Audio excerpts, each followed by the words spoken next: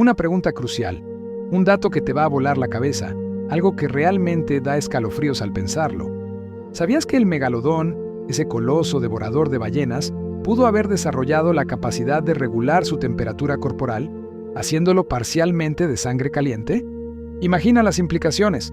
No era un mero depredador de sangre fría, dependiente del sol como la mayoría de los tiburones que conocemos.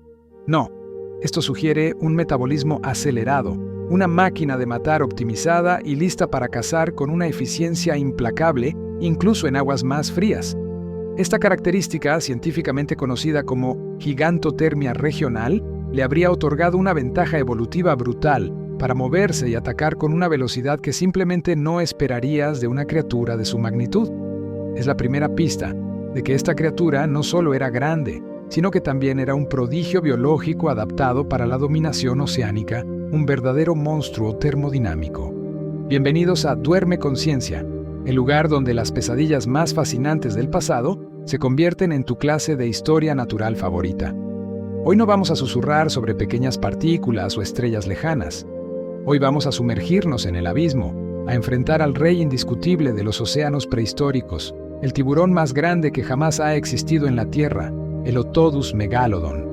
Antes de que te sumerjas por completo en este viaje abisal, te invito a formar parte de nuestra tripulación científica. No te cuesta nada darle un buen me gusta a este video, activar esa campanita de notificaciones y sobre todo, compartir este conocimiento con cualquiera que, como tú, se fascina con los misterios y la verdad de nuestro planeta.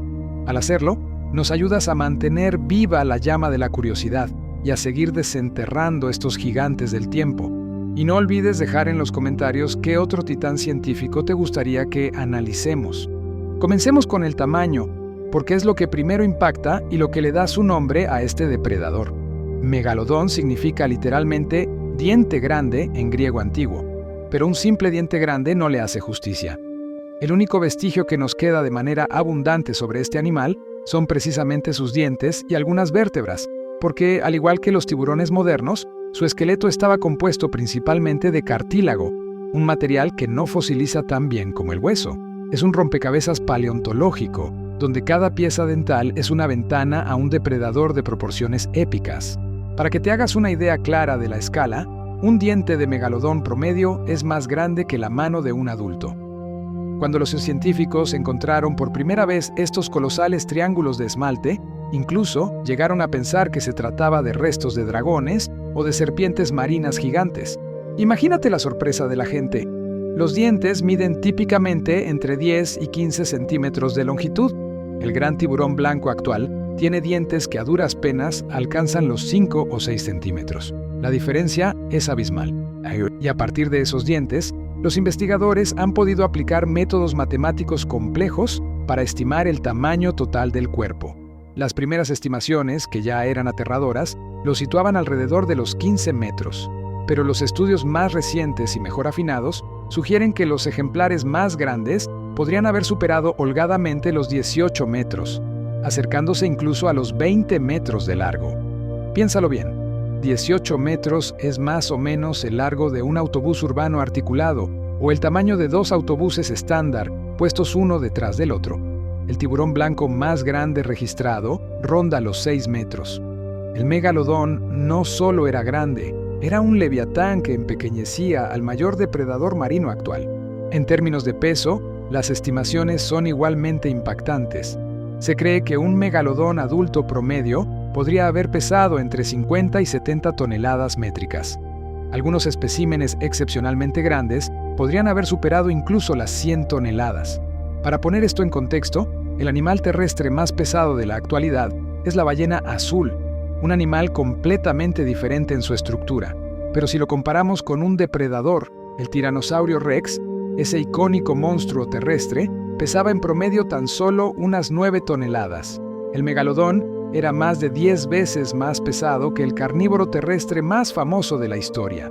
Esto nos dice mucho sobre la inmensidad de los océanos y cómo la densidad del agua permite la existencia de tales colosos. Hablemos de su arma definitiva, su mordida. Los científicos han utilizado simulaciones por computadora para calcular la fuerza de la mordida de este gigante. Los resultados son, francamente, terroríficos. mientras que un gran tiburón blanco moderno puede ejercer una fuerza de mordida de aproximadamente 2 toneladas de presión. El megalodón podía morder con una fuerza que oscilaba entre las 10 y las 18 toneladas. Piensa en la potencia. 18 toneladas. Eso es suficiente fuerza para aplastar el cráneo de una ballena prehistórica con la misma facilidad con la que tú podrías aplastar una uva.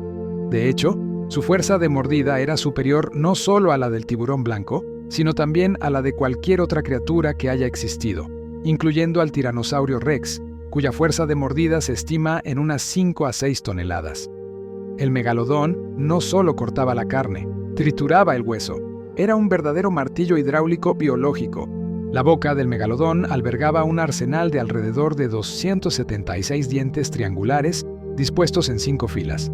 Este sistema era un mecanismo de reemplazo continuo.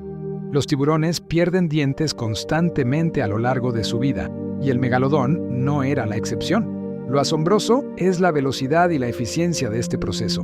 Un diente perdido podía ser reemplazado por uno nuevo y afilado de la fila de reserva en tan solo 48 horas. Esto aseguraba que el depredador estuviera siempre listo para su próxima cacería, con su boca funcionando como una trituradora incansable, un molino prehistórico adaptado para procesar presas de proporciones igualmente gigantescas. ¿Y qué comía un animal tan inmenso? La dieta del megalodón, como la de cualquier superdepredador, era el factor central para su subsistencia y su dominio. Inicialmente, se pensó que se alimentaba casi exclusivamente de grandes ballenas, y hay evidencia fósil para respaldar esto: vértebras y costillas de cetáceos de la época con marcas de dientes de megalodón. Estos patrones de mordida revelan una estrategia de caza particularmente brutal. En lugar de atacar directamente la parte central del cuerpo, como lo hacen a veces los tiburones modernos, el megalodón a menudo apuntaba a las aletas y las colas de las ballenas. Al inmovilizar a su presa de esta manera, cortando sus medios de propulsión y escape, la dejaba indefensa antes de proceder al banquete fatal. Sin embargo, estudios recientes han arrojado luz sobre una dieta más amplia y oportunista de lo que se creía. Utilizando análisis de isótopos de zinc en los dientes fosilizados, los científicos pueden determinar la posición trófica, es decir, su lugar en la cadena alimenticia, de un animal extinto. Este método ha demostrado que el megalodón no solo se alimentaba de grandes ballenas barbadas, sino que su menú incluía una variedad de otros animales marinos grandes y medianos: focas, tortugas marinas gigantes, delfines, cachalotes pequeños y otros tiburones. Era un carnívoro generalista, lo que en términos biológicos significa que podía adaptarse a diferentes fuentes de alimento, algo generalmente asociado con la supervivencia a largo plazo. El megalodón habitó los océanos durante un periodo extenso, desde el Mioceno temprano hasta el Plioceno, hace aproximadamente 20 millones de años hasta su extinción hace unos 3.6 millones de años. Su distribución geográfica era global. Los fósiles de sus dientes se han encontrado en casi todos los rincones del mundo, en las aguas cálidas de las costas de Norteamérica, Europa, Puerto Rico, Australia, incluso en las profundidades de la fosa de las Marianas. Esto nos indica que el megalodón era una especie cosmopolita, capaz de prosperar en una amplia gama de hábitats marinos, desde aguas costeras poco profundas, que probablemente usaba como criaderos, hasta las vastas aguas abiertas del océano. El estudio de sus vértebras también ha revelado algo fascinante y crucial para entender su biología: la mencionada gigantotermia regional. Un estudio analizó los isótopos de carbono y oxígeno en los fósiles dentales, lo que esencialmente funciona como un termómetro biológico. Los resultados indicaron que el megalodón mantenía una temperatura corporal de varios grados Celsius por encima de la temperatura del agua circundante. Esto no lo convertía en un mamífero de sangre caliente como nosotros, pero sí en un animal mesotérmico o de sangre tibia. Esta capacidad le daba una ventaja energética enorme. Un metabolismo más rápido significa que el megalodón podía digerir más rápido, nadar más lejos y reaccionar con mayor velocidad que un tiburón de sangre fría del mismo tamaño. Esta es una característica compartida con el gran tiburón blanco actual y el marrajo, sus parientes lejanos, pero llevada a una escala monumental. Podía adentrarse en aguas más frías y cazar durante más tiempo, liberándose de las limitaciones térmicas que definen a la mayoría de los peces. Ahora, la gran pregunta que sigue atormentando a los paleontólogos y que es el nudo de esta historia: Si el megalodón era un depredador tan perfectamente adaptado, tan invencible en apariencia, ¿por qué se extinguió? La respuesta no es única, sino un cóctel fatal de cambios ambientales y competencia biológica. El primer factor, y quizás el más determinante, fue el cambio climático global. Hace unos 3.6 millones de años, la Tierra experimentó un enfriamiento significativo, lo que llevó a la formación de casquetes de hielo en los polos y a una drástica bajada de los niveles del mar. Este enfriamiento global afectó directamente al megalodón de dos maneras.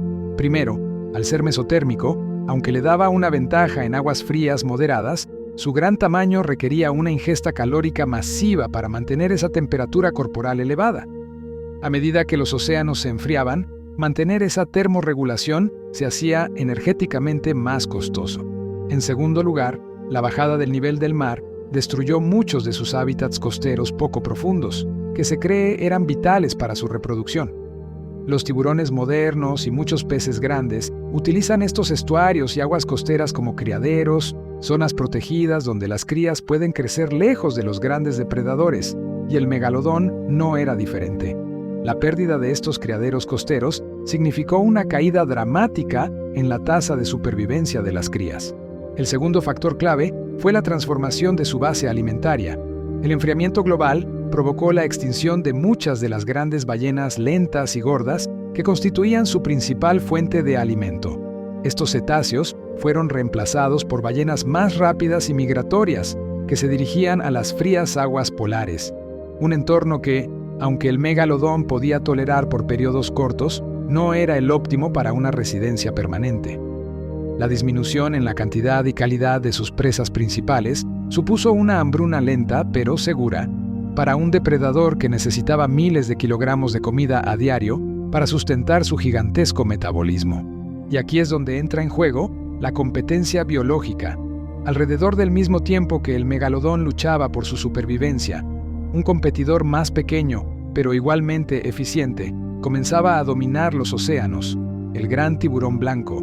Aunque mucho menor en tamaño, el tiburón blanco era también un depredador mesotérmico y había evolucionado para ser un cazador excepcionalmente ágil.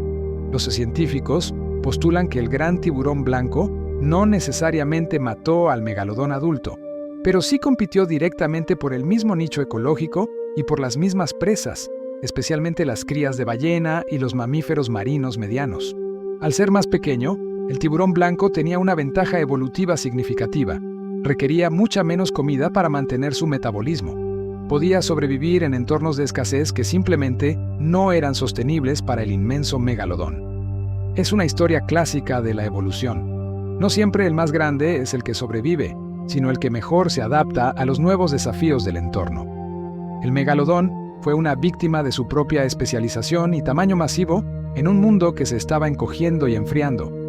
El registro fósil es contundente. El megalodón simplemente desaparece de manera abrupta en el registro geológico hace 3.6 millones de años. Si aún existiera, y este es otro dato crucial, encontraríamos sus dientes constantemente. Los tiburones modernos pierden miles de dientes a lo largo de su vida, que terminan en el fondo del océano. Si un megalodón viviera hoy, habríamos encontrado dientes post-plioceno en las costas. El hecho de que todos los fósiles de megalodón sean más antiguos que ese periodo de extinción es la prueba científica más irrefutable de que se fue para siempre. Es importante comprender que, a pesar de la fascinación y la popularidad del megalodón en la cultura popular, casi todo lo que sabemos sobre su anatomía y su estilo de vida proviene de un estudio minucioso de sus dientes y de un puñado de vértebras calcificadas. No existe un esqueleto completo de este coloso, y ese vacío en el registro fósil ha alimentado durante años una de las discusiones científicas más intrigantes. ¿Cómo se veía realmente el megalodón? Durante mucho tiempo, la comunidad científica asumió que el megalodón era esencialmente una versión gigantesca y glorificada del gran tiburón blanco actual. ¿Por qué? Porque son parientes lejanos dentro del orden de los lamniformes, y porque ambos comparten esa característica de dientes grandes, aserrados y triangulares, y una fisiología mesotérmica. La mayoría de las reconstrucciones artísticas e incluso las películas de Hollywood lo han retratado como un tiburón blanco obeso, con un cuerpo robusto y una mandíbula inmensa y poderosa. Pero la ciencia es dinámica y avanza con cada nuevo fósil y cada nueva técnica de análisis. Un dato impactante y reciente que contradice esta vieja imagen es que el megalodón probablemente no tenía la forma corporal tan robusta del tiburón blanco. Un estudio innovador, realizado por un equipo internacional de 26 expertos en tiburones, comparó la morfología de las vértebras fosilizadas del megalodón con las de 170 especies de tiburones modernos y extintos. ¿El resultado? La anatomía del megalodón sugiere un cuerpo más largo, más esbelto y menos rechoncho de lo que se había imaginado. Piensa en un tiburón maco o un tiburón toro, con una forma de torpedo más aerodinámica, y luego agrégale una escala de 18 a 20 metros. Este nuevo modelo de cuerpo esbelto no solo cambia la imagen de este gigante, sino que también ofrece nuevas perspectivas sobre su hidrodinámica. Un cuerpo más estilizado implica que, a pesar de su inmensidad, el megalodón podría haber sido un nadador más eficiente y menos tanque de lo que las viejas ilustraciones sugerían. Un tiburón más largo y menos ancho podría haber gastado menos energía en sus migraciones masivas y haber alcanzado mayores velocidades de crucero, algo esencial para un depredador que necesitaba recorrer los océanos buscando ballenas. Otro dato extraordinario que refuerza la idea de su increíble biología se encuentra en sus vértebras. Como ya te mencioné, el esqueleto del megalodón era cartilaginoso. Sin embargo, las vértebras, que son los centros vertebrales, estaban densamente calcificadas. Este nivel extremo de calcificación es un rasgo notable en los tiburones que alcanzan tamaños monumentales, y en el megalodón, esta calcificación era especialmente robusta. Esta adaptación era crucial. Un cuerpo de 70 o 100 toneladas necesita un soporte estructural considerable para manejar su propio peso y las fuerzas generadas durante la natación, y sobre todo, durante el ataque de 10 o 18 toneladas de mordida. La naturaleza dotó a este gigante con una columna vertebral hiperreforzada para soportar su vida como el depredador cumbre del planeta.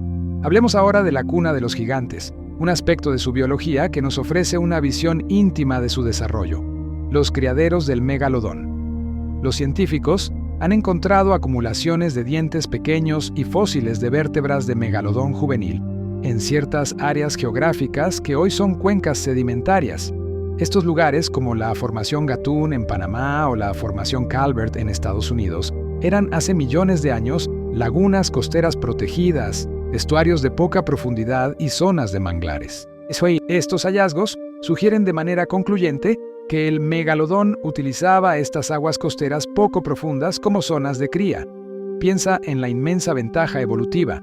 Las crías, que ya nacían con un tamaño impresionante, de aproximadamente 2 metros de longitud, podían crecer en un entorno relativamente seguro. La poca profundidad de estas aguas actuaba como una barrera natural contra los grandes depredadores de aguas abiertas, incluyendo a los megalodones adultos. Este dato es vital porque nos enseña que el megalodón tenía un ciclo de vida bien definido, con segregación por etapas de desarrollo. Los juveniles se quedaban cerca de la costa, mientras que los adultos se aventuraban en el vasto océano abierto en busca de presas gigantes. Y hablando de las crías, aquí viene un dato de comportamiento verdaderamente impactante, una estrategia de supervivencia que roza lo espeluznante: el canibalismo intrauterino. Esta no es una especulación de ciencia ficción, sino una práctica conocida en muchos tiburones lamniformes, incluidos sus parientes modernos como el tiburón toro y el marrajo. Los embriones más fuertes que se desarrollan en el útero de la madre megalodón devorarían a sus hermanos más débiles y a los huevos no fertilizados. Esta práctica se llama oofagia y canibalismo embrionario. El resultado de esta competencia feroz es que solo los tiburones más aptos, con los metabolismos más rápidos y los instintos más agresivos, llegaban a término. Por eso, al nacer, las crías de megalodón ya medían esos 2 metros. No eran pequeños pececitos vulnerables, eran depredadores funcionales desde el momento del nacimiento, listos para enfrentarse al mundo, lo que aumentaba drásticamente sus posibilidades de supervivencia en un ecosistema lleno de peligros. Este proceso explica por qué los tiburones gigantes no tienen grandes camadas, sino que invierten una enorme cantidad de energía en pocas crías, pero de un tamaño y ferocidad descomunales. Volvamos al impacto que tenía este animal en su ecosistema. El megalodón no era solo un habitante del océano, era el arquitecto ecológico de su era. Durante el Mioceno y el Plioceno, su presencia era el factor definitorio que dictaba el comportamiento y la evolución de casi todas las demás especies marinas.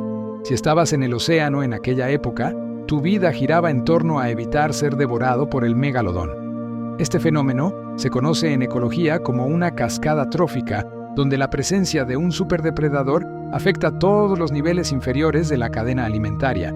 El megalodón forzó a los mamíferos marinos, especialmente a las ballenas, a evolucionar formas de supervivencia extremas. Las ballenas tuvieron que volverse más rápidas, desarrollar capas de grasa más gruesas para proteger sus órganos vitales e incluso desarrollar patrones de migración a latitudes más frías, precisamente para escapar de su alcance. Algunas especies de ballenas se extinguieron porque simplemente no pudieron adaptarse lo suficientemente rápido a la presión de la depredación del megalodón. Un ejemplo fascinante de su impacto es la evolución de la ballena franca pígmea.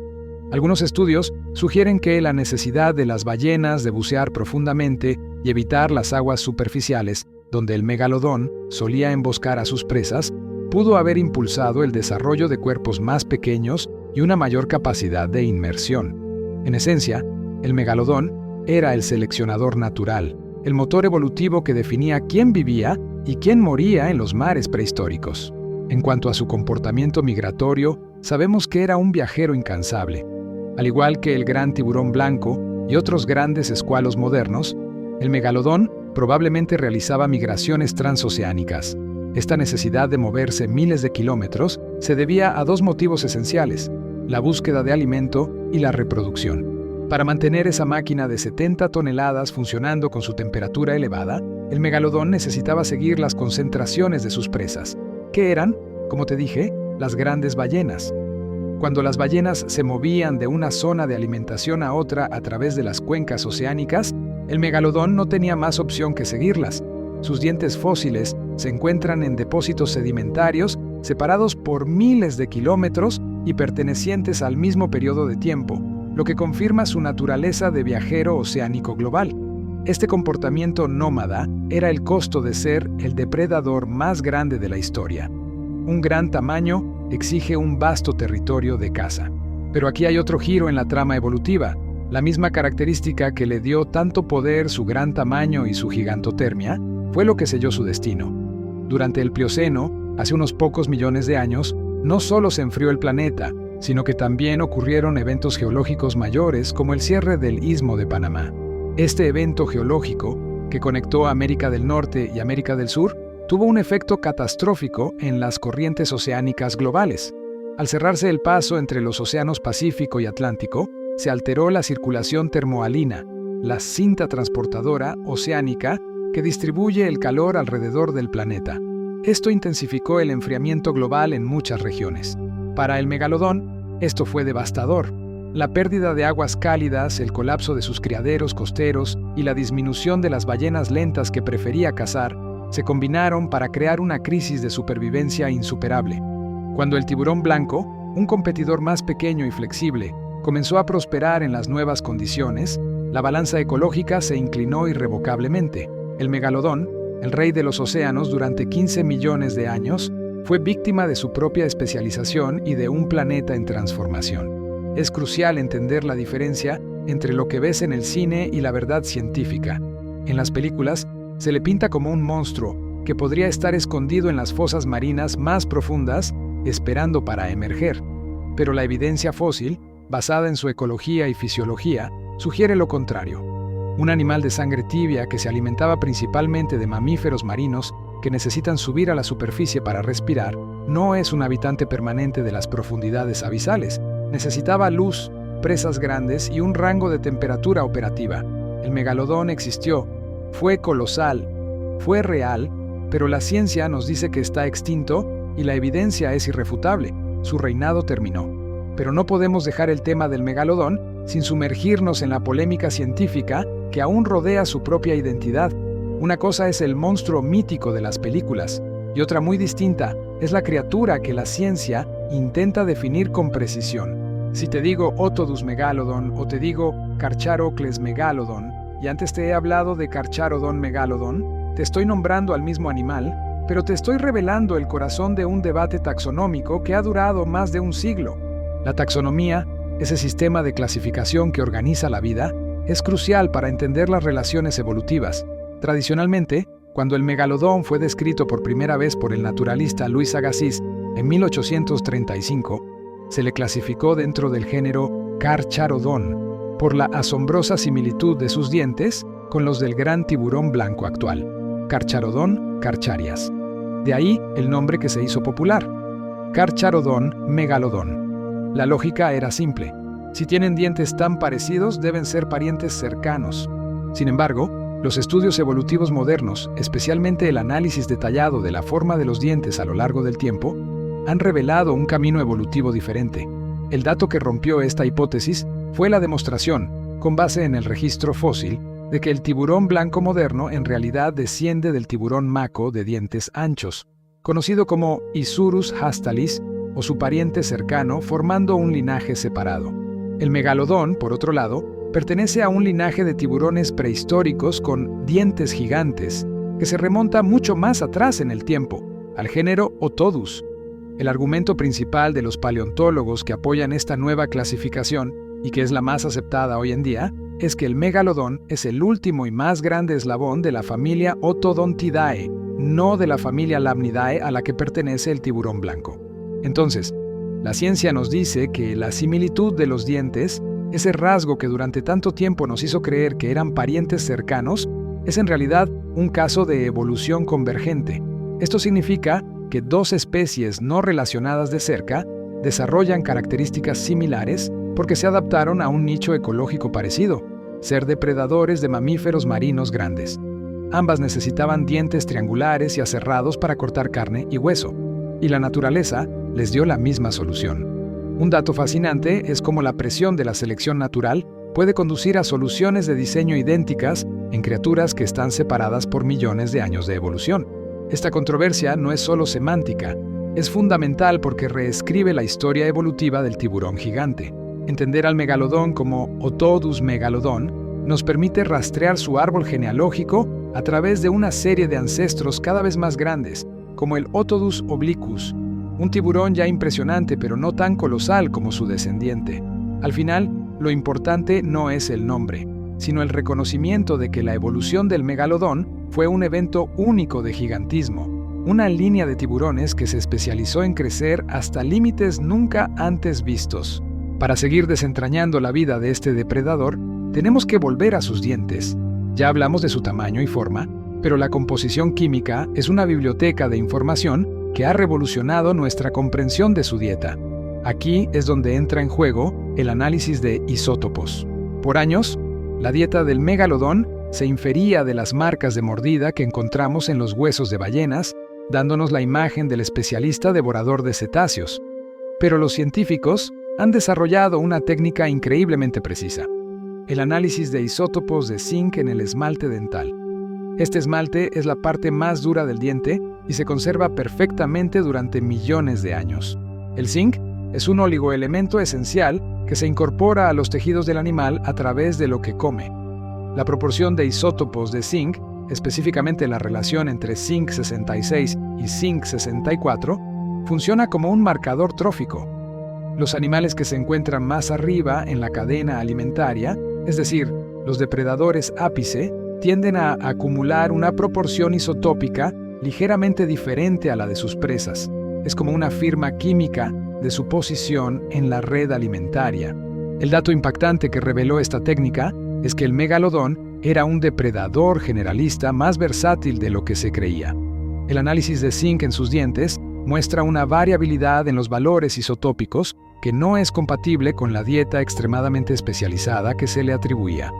En lugar de comer solo ballenas grandes, el megalodón comía lo que estuviera disponible: peces grandes, tortugas marinas, delfines, cachalotes más pequeños y, por supuesto, ballenas grandes cuando podía. Esta flexibilidad dietética es una ventaja evolutiva inmensa que, de hecho, explica por qué pudo dominar los océanos durante tanto tiempo. Un depredador que puede adaptarse a diferentes tipos de presas es mucho más resistente a los cambios ambientales que uno especializado. Sin embargo, esta versatilidad por sí misma no fue suficiente para salvarlo, y aquí nos encontramos con el competidor que le dio la estocada final, el subestimado rival que, a pesar de ser mucho más pequeño, jugó un papel fundamental en la desaparición del gigante, el gran tiburón blanco, Carcharodon carcharias. Durante millones de años, el megalodón y el tiburón blanco coexistieron. Se sabe por el registro fósil que, en el Plioceno temprano, las poblaciones de ambos tiburones compartían áreas geográficas e incluso, según el análisis de isótopos de nitrógeno y zinc, se superponían en sus dietas. Esto es lo que se llama competencia interespecífica, y era por la misma comida. El megalodón, por su gigantismo y su fisiología endotérmica, es decir, su capacidad de generar calor corporal, tenía un requerimiento energético colosal. Se estima que necesitaba mantener un metabolismo que requería cientos de miles de calorías al día. Una ballena era una comida de alto valor, una reserva energética que le duraría días o semanas. El tiburón blanco, aunque también es mesotérmico y depredador de mamíferos marinos, es significativamente más pequeño y por lo tanto requería una fracción de la energía que el megalodón. Cuando las condiciones climáticas del Plioceno se volvieron más frías y los recursos de presas grandes y lentas comenzaron a disminuir, esta diferencia en los costos energéticos se convirtió en la sentencia de muerte para el megalodón. El dato es cruel. El tiburón blanco era simplemente más eficiente. Podía sobrevivir cazando focas, leones marinos y peces más pequeños, presas que ya no eran económicamente viables para el megalodón. El megalodón necesitaba una comida de un autobús escolar, mientras que el tiburón blanco podía conformarse con una camioneta. La competencia por la misma base de cetáceos, combinada con la disminución de presas y el enfriamiento del planeta, empujó al megalodón a una espiral de extinción. No es que el tiburón blanco cazara al megalodón, sino que simplemente lo superó en la mesa de comida. Piensa también en el impacto del cambio climático en los criaderos. Al descender las temperaturas globales, muchas de las lagunas costeras y estuarios cálidos que el megalodón utilizaba como maternidades se volvieron inhóspitos. Las aguas costeras más frías exponían a las crías, que eran vulnerables a la hipotermia y a un crecimiento más lento. Si las crías no pueden crecer rápidamente en un ambiente seguro, la tasa de reemplazo poblacional colapsa. Esto es un golpe directo y silencioso a la supervivencia a largo plazo de una especie. El enfriamiento global no solo afectó a las crías, la propia fisiología del megalodón estaba atada al calor. La evidencia de su endotermia se ha obtenido al analizar los isótopos de oxígeno en sus dientes, que sugieren que mantenía una temperatura corporal varios grados por encima del agua circundante. Esta sangre caliente le daba una ventaja de velocidad y potencia de nado, pero era un lujo energético. Cuando el océano se enfrió, mantener esa temperatura costó más y más energía, aumentando la presión sobre la necesidad de conseguir presas constantemente. Es un círculo vicioso. El ambiente se enfría, se reduce el alimento, aumenta el gasto energético y el animal no puede alimentarse lo suficiente. El megalodón nos da una lección magistral de paleobiología y evolución. Su historia no es solo la de un gigante insuperable, sino la de una especie que alcanzó el pináculo del gigantismo y la especialización, solo para ser derrotada no por un depredador más fuerte, sino por una combinación de cambios climáticos y la competencia de un rival más adaptable y menos exigente en términos calóricos. Su extinción, hace aproximadamente 3.6 millones de años, fue un evento de reajuste ecológico masivo que redefinió los océanos para siempre, dejando un vacío que el tiburón blanco y otras grandes especies se apresuraron a llenar. Para que podamos comprender la extinción de una criatura que superó los 16 metros de longitud y cuya boca era una trampa mortal, no basta con culpar al tiburón blanco por robarle la comida o al clima por enfriar sus aguas. Tenemos que sumergirnos en la geología, en un evento tectónico monumental que redibujó las corrientes oceánicas del planeta, afectando directamente la vida del megalodón, la formación del Istmo de Panamá. Imagina esto. Durante la mayor parte de la existencia del megalodón, el Océano Pacífico y el Océano Atlántico estaban conectados a través de una vía marítima que se extendía entre Norteamérica y Sudamérica. Esta conexión permitía que el agua cálida tropical fluyera libremente, mezclando las masas oceánicas y manteniendo una temperatura global relativamente estable y alta. Este ambiente cálido y expansivo era el hábitat perfecto para el megalodón, una especie que, como sabemos, prosperaba en aguas templadas. Pero a finales del Plioceno, hace unos 3 millones de años, la tectónica de placas culminó un proceso de millones de años. La actividad volcánica y el movimiento de las placas empujaron la Tierra hacia arriba, formando la franja de tierra que hoy conocemos como el Istmo de Panamá. Este puente terrestre tuvo dos consecuencias gigantescas que impactaron la ecología global y, en particular, al megalodón. El primer efecto fue la gran conexión biótica americana. De repente, mamíferos terrestres de ambos continentes pudieron cruzar, mezclando especies de manera espectacular. Pero el segundo efecto, el más devastador para la vida marina, fue la interrupción de la circulación oceánica global.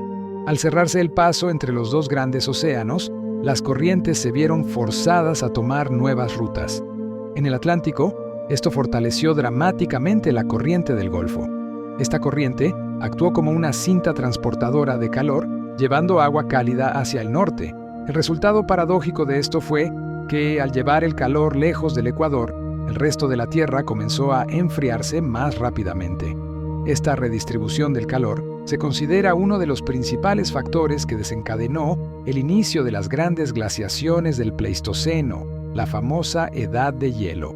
El dato crucial es que este enfriamiento global redujo las vastas áreas de aguas cálidas costeras que el megalodón necesitaba imperiosamente. Sus zonas de cría, esas lagunas cálidas poco profundas que servían de guarderías para sus crías, se encogieron o se volvieron demasiado frías. Recuerda, el megalodón necesitaba esas aguas porque sus crías, que ya practicaban el canibalismo intrauterino, eran vulnerables y requerían un ambiente con abundancia de presas pequeñas y baja presencia de depredadores.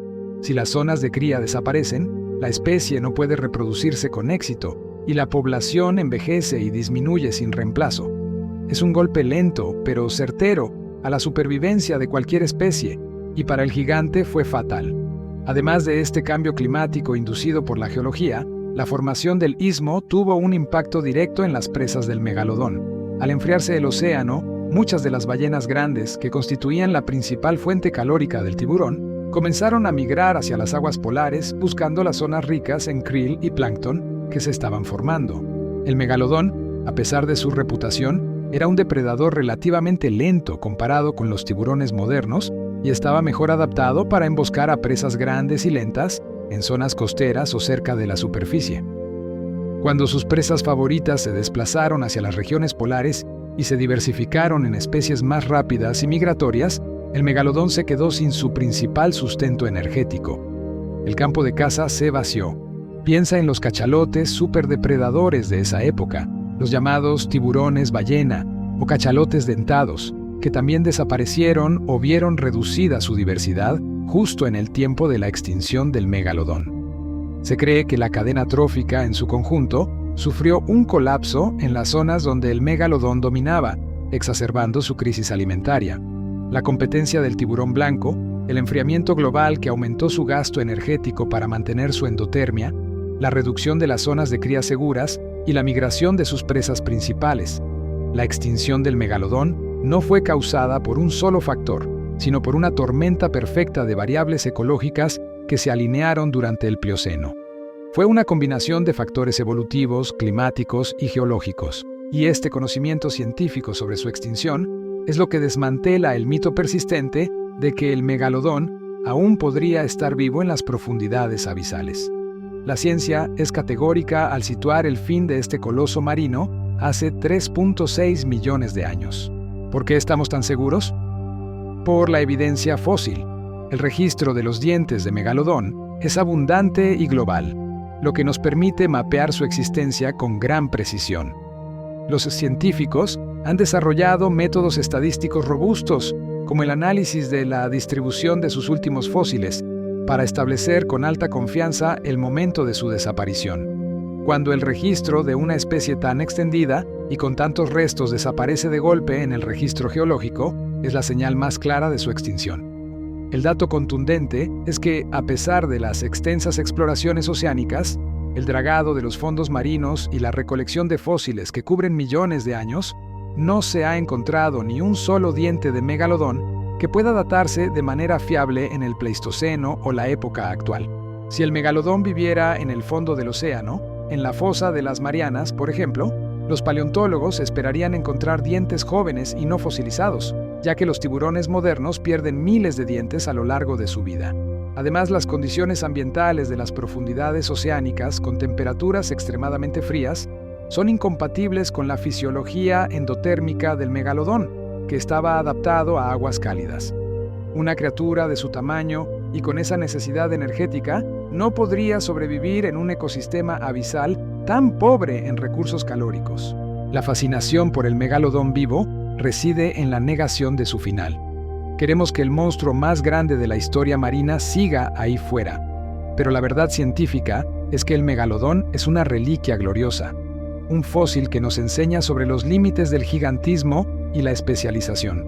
El estudio de su vida, y más importante, de su desaparición, nos lleva a una de las áreas más intrigantes de la paleobiología, su crecimiento y desarrollo. Ya tocamos el tema del canibalismo intrauterino, ese mecanismo brutal que asegura que solo los tiburones más aptos nazcan, pero hay más que decir sobre su asombroso tamaño. La investigación sobre sus vértebras es lo que nos ha permitido estimar su tamaño y velocidad de crecimiento. Al igual que los anillos de un árbol, las vértebras de los tiburones forman bandas concéntricas que se depositan a lo largo de su vida, reflejando su crecimiento anual.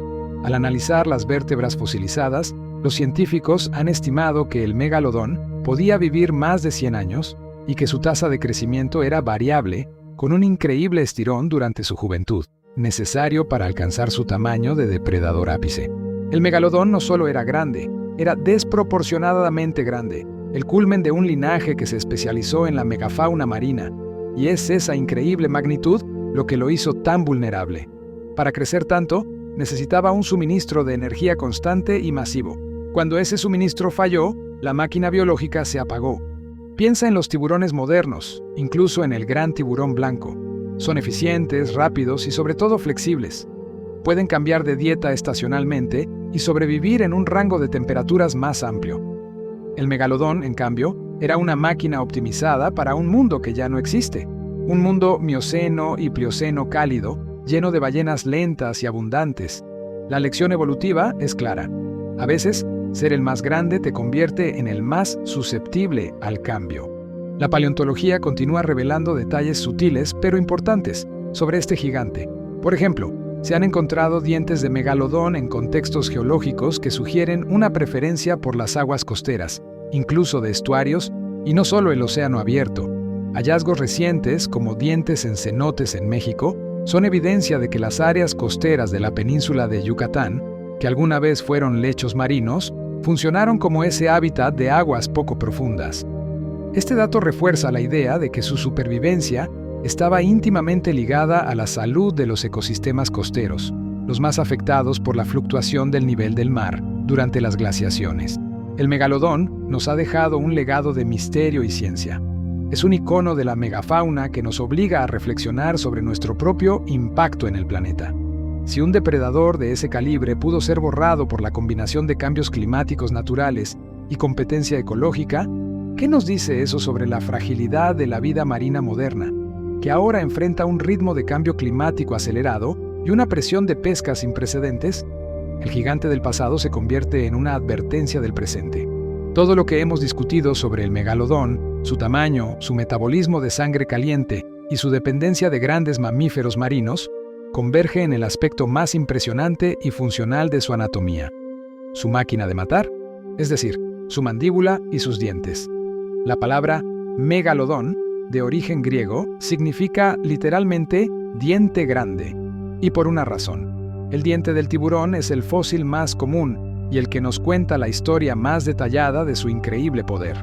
Para que puedas dimensionar el poder que estamos analizando, te ofrezco un dato que te va a volar la cabeza. Las estimaciones biomecánicas sugieren que la fuerza de mordida del megalodón alcanzaba entre 108.500 y 182.200 newtons, o lo que es lo mismo, entre 24.995 y 40.996 libras por pulgada cuadrada. Comparemos esto con el animal terrestre más temible del que tengamos registro, el famoso Tyrannosaurus Rex. La mordida del T-Rex se ha calculado en alrededor de 30.000 a 60.000 newtons. O sea, El megalodón no solo mordía más fuerte que el T-Rex, sino que su mordida más débil era comparable a la más fuerte del T-Rex, y su máxima fuerza duplicaba al rey de los dinosaurios. Era, con toda probabilidad, la mordida más poderosa de cualquier criatura conocida en la historia de la Tierra. Esta fuerza descomunal era posible gracias a una mandíbula excepcionalmente robusta. Las reconstrucciones anatómicas basadas en los pocos fragmentos de vértebras y las comparaciones con el tiburón blanco sugieren que la mandíbula del megalodón no solo era gigantesca, sino también más gruesa y fuertemente desarrollada que la de cualquier tiburón moderno. Tenía una apariencia compacta, diseñada para resistir las enormes tensiones generadas al impactar y sujetar presas del tamaño de ballenas. Pero la fuerza es solo una parte de la ecuación. El arma letal real eran sus dientes. El megalodón poseía alrededor de 276 dientes distribuidos en 5 filas, y cada uno era una herramienta de corte especializada. El diente más grande conocido mide más de 17 centímetros de altura, que es casi el triple del tamaño del diente más grande de un gran tiburón blanco. La clave de la efectividad del megalodón reside en la morfología dental. Sus dientes eran triangulares, anchos y, lo más importante, completamente aserrados. Estas sierras no eran simples bordes irregulares, estaban uniformemente espaciadas y diseñadas para cortar a través del hueso, la grasa gruesa y el tejido conectivo de las ballenas. Los paleontólogos describen estos dientes como las herramientas definitivas de corte. Observando la evolución de su linaje, podemos ver cómo la naturaleza fue perfeccionando esta arma. Los ancestros del megalodón, como el Otodus obliquus, tenían dientes con pequeñas cúspides laterales, útiles para atrapar peces más pequeños y rápidos. Pero a medida que el linaje progresó hacia el Carcharodontes chubutensis y finalmente al Otodus megalodon, esas cúspides laterales desaparecieron lentamente. El diente se aplanó, se hizo más ancho y las serraciones se perfeccionaron. Esto representa una evolución de millones de años que llevó a la herramienta perfecta para un propósito: mutilar y desangrar la megafauna marina. ¿Cómo utilizaba el megalodón esta increíble dentadura en la caza? Gracias a los fósiles de ballenas de esa época, hemos encontrado la prueba irrefutable de sus patrones de ataque. Los restos de cetáceos, incluyendo ballenas barbadas y cachalotes más pequeños, a menudo presentan marcas de mordeduras masivas, inconfundibles, que solo podían haber sido causadas por los dientes de un megalodón. El análisis de estas marcas sugiere que su técnica de caza variaba según el tamaño de la presa, pero se enfocaba en 2 estrategias devastadoras. Para las presas más grandes, la evidencia fósil indica que el megalodón no buscaba el ataque mortal inmediato en órganos vitales. En cambio, se enfocaba en inmovilizar a la víctima. ¿Y cómo inmovilizas a una ballena de 15 metros? Mordiendo sus estructuras óseas más importantes. Los fósiles de ballenas muestran marcas de mordeduras concentradas en las aletas pectorales, la aleta caudal y, crucialmente, la columna vertebral. El ataque inicial consistía en un brutal y masivo mordisco a estas zonas.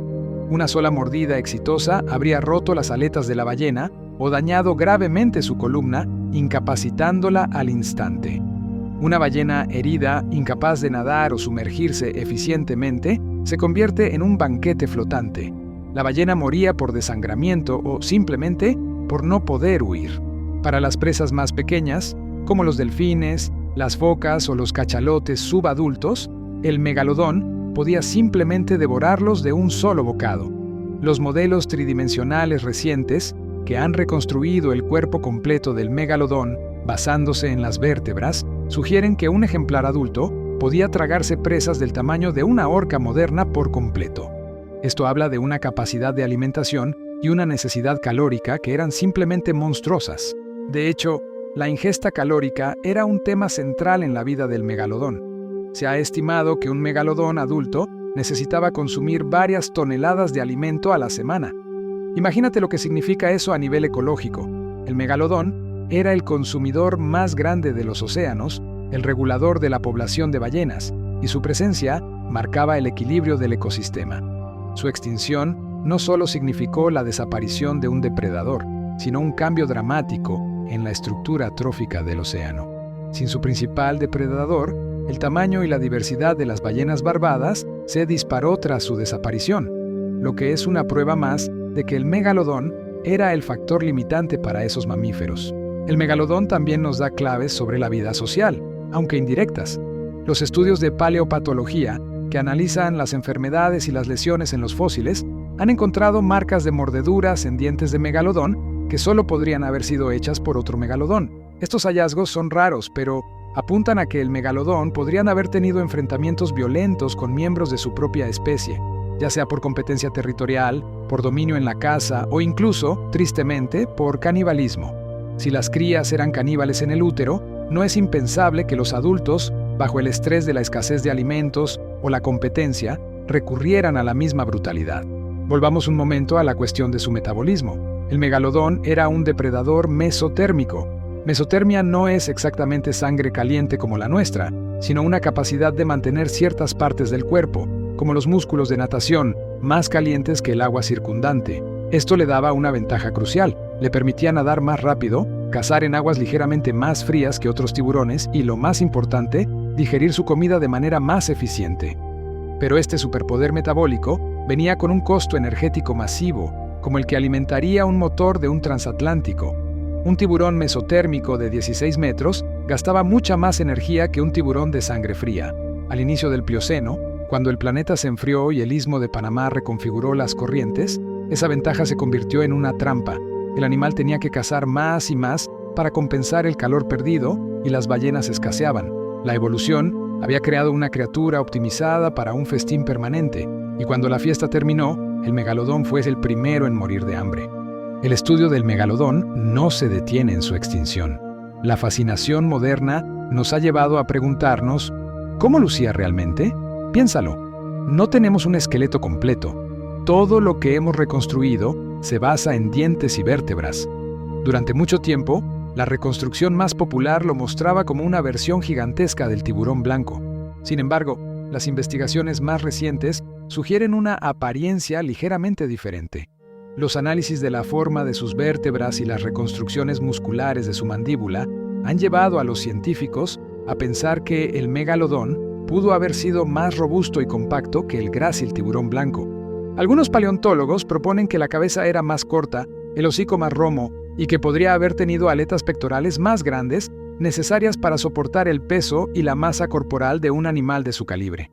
No era solo un tiburón blanco gigante, era un tiburón construido con la máxima densidad y potencia, una masa muscular capaz de propulsar ese colosal cuerpo a través del océano para impactar a una ballena con la fuerza de un tren de carga. Es un proceso de constante refinamiento científico. Cada nuevo diente, cada vértebra que se descubre, nos permite pulir la imagen mental de esta criatura. El hecho de que el megalodón haya desaparecido no lo hace menos relevante. Su legado está incrustado en los fondos oceánicos, en los yacimientos de Carolina del Sur, en las playas de la Baja California. Cada diente que encuentras es una cápsula del tiempo, un testimonio del clímax de una era. Es la prueba de que en el océano, el dominio es temporal y la supervivencia depende de la capacidad de adaptación. El megalodón fue el pináculo de la especialización, un error evolutivo glorioso, y su caída nos enseña una lección invaluable sobre la fragilidad de los ecosistemas gigantes. Y si pensabas que el megalodón era el único monstruo en el océano prehistórico, te equivocas. Durante su apogeo, este depredador tuvo un competidor, un rival que, aunque no era un tiburón, rivalizaba con él en tamaño y ferocidad. El Leviatán melvillei, una ballena dentada depredadora. La historia del megalodón no está completa sin el relato de este otro titán. Acabas de tocar un punto crucial en la historia evolutiva de los océanos, una de las rivalidades más fascinantes y terroríficas jamás concebidas por la paleontología. Estamos hablando de dos superdepredadores coexistiendo en el mismo nicho ecológico, compitiendo por el mismo recurso, las ballenas barbadas. Si el megalodón era el rey de los tiburones, el Leviatán melvillei era el monarca de los cachalotes, y su encuentro en las aguas del Mioceno tardío debe haber sido épico. Piensa en esto. El megalodón, un gigantesco tiburón mesotérmico, un depredador de emboscada y desangramiento, y frente a él, el Leviatán, un cetáceo, un mamífero con el cerebro más desarrollado que el de cualquier tiburón, capaz de cazar en grupo y con un armamento dental completamente diferente. El Leviatán melvillei fue descubierto en 2008 en el desierto de Pisco, en Perú, una zona que, como ya sabes, es un tesoro de fósiles marinos. Su nombre es un homenaje doble. Leviatán proviene del Leviatán bíblico, la mítica bestia marina, y Melville honra a Herman Melville, el autor de la legendaria novela Moby Dick.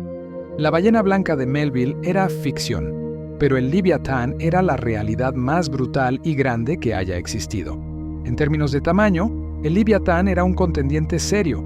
Las estimaciones de su longitud varían, pero se sitúan entre los 13.5 y los 17.5 metros, un rango que lo hacía comparable, si no ligeramente menor, al megalodón más grande. Ambos eran colosos, pero el Leviatán tenía una estructura corporal diferente, más parecida a la de un cachalote actual, aunque infinitamente más robusta y musculosa para la caza activa. Ahora vamos a lo que realmente importa y diferencia al Leviatán del megalodón: sus dientes. Los dientes del megalodón eran herramientas de corte, como sierras gigantes, diseñadas para cortar trozos de carne y hueso con su borde aserrado. Los dientes del Leviatán, en cambio, eran armas de perforación y sujeción. Eran cónicos, afilados, sin las serraciones del tiburón, y lo más impactante de todo es su tamaño. El Leviatán poseía los dientes más grandes de cualquier animal depredador extinto o viviente, superando incluso a los del T-Rex. El diente más grande registrado del Leviatán medía la friolera de 36 centímetros de largo, que son más de 14 pulgadas. Para que lo visualices, si comparamos el diente más grande del megalodón, de unos 17 centímetros, con el del Leviatán, el cachalote gana por mucho.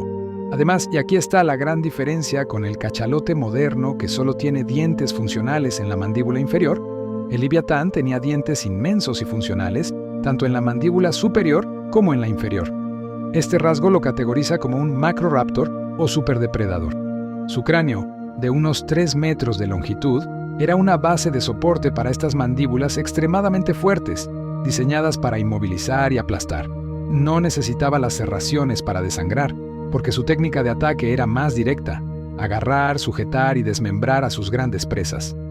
La dieta de ambos animales era notablemente similar, lo que los ponía en curso de colisión constante. El megalodón era el depredador ápice que se enfocaba en las ballenas barbadas. El Leviatán también lo era. Su alimentación se basaba en cetáceos de tamaño mediano, delfines, focas e incluso se cree que ballenas barbadas jóvenes o subadultas. Al ocupar el mismo nivel en la cadena trófica, la competencia por los recursos era inevitable, y eso nos lleva a la pregunta que a todos nos quita el sueño. ¿Quién ganaría en un enfrentamiento entre el megalodón y el Leviatán? Es importante ser claro, no tenemos evidencia fósil directa de que hayan peleado a muerte. La paleontología no ha encontrado un cráneo de Leviatán con dientes de megalodón incrustados ni viceversa. Sin embargo, la ciencia nos permite hacer un análisis de sus armas y estrategias de combate. El megalodón tenía la ventaja de la fuerza de mordida y la resistencia. Su mordida era, como ya sabes, la más fuerte del planeta, capaz de generar un daño traumático instantáneo y desangrar a la víctima con sus dientes aserrados. Además, como tiburón, no necesitaba subir a la superficie a respirar y podía operar con la brutalidad instintiva del depredador perfecto que ha pasado millones de años perfeccionando un solo plan de ataque. El Leviatán, por otro lado, tenía ventajas diferentes: la inteligencia y la táctica. Como mamífero, poseía un cerebro mucho más desarrollado que el de un tiburón. Aunque no era un cerebro como el humano, su capacidad cognitiva se asemejaría a la de las orcas modernas, lo que le habría permitido estrategias de caza más complejas, comunicación grupal y posiblemente la capacidad de evaluar y evitar amenazas. Se cree que cazaban en grupos y un grupo de leviatanes habría sido una fuerza imparable. También tenía la ventaja de la maniobrabilidad a ciertas velocidades. Sus aletas pectorales, aunque no tenemos un esqueleto completo, sugieren una ballena ágil para su tamaño. El megalodón, al ser más masivo y pesado, era rápido, pero quizás menos capaz de los giros cerrados que un cachalote macizo. Si imaginamos un escenario de combate singular, el ataque del megalodón sería probablemente una emboscada vertical, como lo hacía con las ballenas, buscando inmovilizar al Leviatán mordiendo la aleta caudal o las aletas pectorales. El Leviatán, al ser un mamífero, habría podido defenderse con cabezazos o con su poderosa cola, además de usar su mandíbula como una trampa gigante.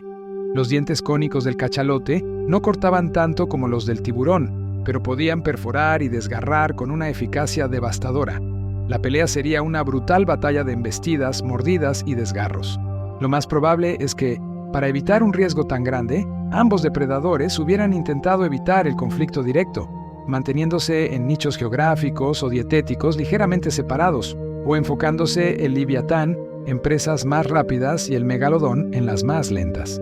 Sin embargo, la simple coexistencia de dos superdepredadores de tal magnitud atestigua la asombrosa abundancia de alimento en los océanos del Mioceno. Era una época de gigantes en el mar. La desaparición del Leviatán, que ocurrió antes que la del megalodón, también está ligada al cambio climático y a la disminución de las ballenas barbadas de tamaño medio, que eran su principal fuente de alimento. Cuando el megalodón finalmente se extinguió, se cerró un capítulo de la historia de la depredación. El nicho de superdepredador se fragmentó y fue ocupado millones de años después por la orca, que, aunque mucho más pequeña, hereda la inteligencia y la capacidad de cazar en grupo del Leviatán. La orca, de hecho, se ha convertido en el único depredador moderno que caza grandes ballenas, y lo hace con un nivel de coordinación que el megalodón, por muy grande que fuera, nunca podría haber igualado. Ahora que hemos entendido la inmensa biología y la ferocidad del megalodón, es momento de hacer la pregunta que nos concierne a todos. ¿Por qué desapareció esta máquina de matar perfecta? Si era el depredador más fuerte, el más grande y el más formidable, ¿cómo es posible que se extinguiera? Su extinción es uno de los misterios más importantes de la paleontología y nos proporciona una lección sobre la fragilidad del gigantismo. El megalodón no desapareció de un día para otro. Su ocaso fue un proceso gradual que culminó hace aproximadamente 3.6 millones de años, un momento que marca el final del Plioceno temprano. La ciencia ha identificado una serie de factores interconectados que, actuando en conjunto, crearon un escenario perfecto para la desaparición de este gigante. El primer factor, y posiblemente el más decisivo, fue el cambio climático. Hace unos 3 a 5 millones de años, la Tierra experimentó una fase de enfriamiento significativo. Las capas de hielo en los polos comenzaron a expandirse y los niveles del mar bajaron considerablemente. Este enfriamiento tuvo un efecto dominó devastador en el megalodón. El megalodón, recordemos, era mesotérmico. Aunque esa ventaja le permitía moverse en aguas más frías que otros tiburones, también significaba que tenía una necesidad calórica inmensa. Dependía de las zonas de aguas cálidas y templadas para su cría. Los estudios de paleogeografía muestran que sus viveros, zonas costeras poco profundas donde paría a sus crías para protegerlas, se redujeron drásticamente a medida que el nivel del mar bajaba y las aguas costeras se enfriaban. La desaparición de estas zonas de cría fue catastrófica para la supervivencia de la especie. Las crías, que ya tenían que lidiar con el canibalismo intrauterino, se encontraban de repente en aguas más expuestas a otros depredadores o a temperaturas demasiado bajas para su supervivencia. Una reducción en el éxito reproductivo, aunque lenta, es una sentencia de muerte para cualquier especie.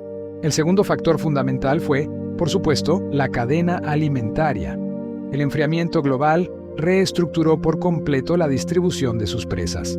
Las ballenas barbadas, la principal fuente de alimento del megalodón, migraron hacia las frías aguas polares, zonas que el megalodón, a pesar de su mesotermia, no podía colonizar de manera permanente ni eficiente, dada su dependencia de los viveros costeros para la cría. Las ballenas que quedaron en las zonas templadas se hicieron más grandes, como las ballenas azules ancestrales, lo que las hizo más difíciles de cazar incluso para un megalodón. La ironía de la evolución es que el depredador que promovió el gigantismo en sus presas terminó siendo víctima de su propio éxito selectivo. Además, el megalodón enfrentó una competencia creciente. No solo tenía que lidiar con la amenaza potencial del Leviatán, que desapareció antes que él, sino con el surgimiento de nuevos y altamente eficientes depredadores que sí podían sobrevivir y prosperar en las aguas que se enfriaban. Y aquí es donde entra en escena el gran tiburón blanco moderno, Carcharodon carcharias. Aunque mucho más pequeño que el megalodón, el gran tiburón blanco era un competidor formidable. El análisis de isótopos de zinc en dientes fósiles ha revelado que, en las etapas finales del megalodón, el tiburón blanco compartía la misma dieta, cazando focas, pequeños cetáceos y peces. Los blancos eran más ágiles, necesitaban menos comida debido a su menor tamaño y, lo más importante, se adaptaron mejor a las aguas más frías que se expandían. El gran tiburón blanco no solo cazaba las mismas presas, sino que también competía por las crías de megalodón que estaban en esos viveros costeros cada vez más reducidos. En esencia, la extinción del megalodón es la crónica de una bestia que era demasiado grande y demasiado especializada para un mundo que cambiaba rápidamente. Su gigantismo, que fue su corona durante millones de años, se convirtió en su lápida. Un animal que necesitaba consumir toneladas de alimento ya no pudo encontrar el menú constante que necesitaba para mantener su masa corporal y su metabolismo de sangre caliente. La naturaleza no eliminó al megalodón con un cataclismo, sino con una simple y lenta inanición. La desaparición de este coloso tuvo consecuencias profundas en los ecosistemas marinos. Con la marcha del megalodón, el mundo se quedó sin su principal superdepredador oceánico, lo que permitió que las ballenas barbadas sobrevivientes florecieran. Se diversificaron y evolucionaron hacia los gigantes filtradores que conocemos hoy en día como la ballena azul. Es un recordatorio de que cada extinción no es solo una pérdida, sino el inicio de una nueva era evolutiva. Ahora que entendemos la vida, la muerte y el legado de este gigante, es hora de hablar del impacto de la ciencia moderna en su estudio. ¿Cómo podemos estar tan seguros de estos hechos si solo tenemos dientes y vértebras? La respuesta está en la tecnología y la biología molecular, que nos permiten revivir, por así decirlo, a este monstruo de formas que los primeros paleontólogos no podían imaginar. La paleoecología moderna utiliza métodos innovadores para descifrar el pasado. Por ejemplo, la ya mencionada técnica de isótopos de zinc en el esmalte dental. Los isótopos de zinc cambian según la posición del animal en la cadena alimentaria. Al analizar la proporción de zinc en el esmalte de un diente fósil de megalodón, los científicos pudieron confirmar su posición como depredador ápice y, más revelador aún, compararla con la de otros depredadores contemporáneos, como el gran tiburón blanco. Esta técnica nos permite reconstruir la dieta de un animal extinto hace millones de años con una precisión sorprendente. Otro avance fundamental ha sido el uso de la tomografía computarizada, CT, y los modelos 3D. Al escanear las vértebras y los dientes, los científicos pueden crear modelos tridimensionales increíblemente detallados del cuerpo del megalodón. Estos modelos no solo nos permiten hacer estimaciones de tamaño más precisas, sino también calcular su masa corporal, su volumen de natación y hasta su velocidad de crucero, un dato crucial para entender su estilo de caza. De hecho, un estudio reciente que utilizó la columna vertebral parcial hallada en Bélgica ha permitido calcular que un megalodón de 16 metros habría pesado unas 60 toneladas. Con este peso, y asumiendo una locomoción similar a la del tiburón blanco, los modelos 3D sugieren que podía nadar a velocidades absolutas más rápidas que cualquier especie de tiburón moderno. Además, el análisis de las vértebras, que estaban densamente calcificadas, indica que su estructura esquelética era más robusta de lo que se pensaba, lo cual era esencial para soportar la tremenda fuerza de su mordida y la presión de su masa. El megalodón no es solo un objeto de estudio para la ciencia, sino un fenómeno cultural. Su imagen se ha perpetuado en la ficción, a menudo con una exactitud científica cuestionable. Esta discrepancia entre el megalodón real y el mito es también un tema fascinante que debemos abordar. Y precisamente la cultura popular ha mantenido vivo un mito que la ciencia ha refutado una y otra vez. La idea de que el megalodón sigue nadando en las profundidades de nuestros océanos, especialmente en lugares remotos como la fosa de las Marianas. Es una fantasía tentadora, lo sé. ¿Cómo puede una criatura tan perfecta haber desaparecido por completo? La respuesta científica es contundente. El megalodón está inequívocamente extinto. No hay debate serio en la comunidad paleontológica sobre esto, y las pruebas son aplastantes, proviniendo de diferentes campos de la ciencia.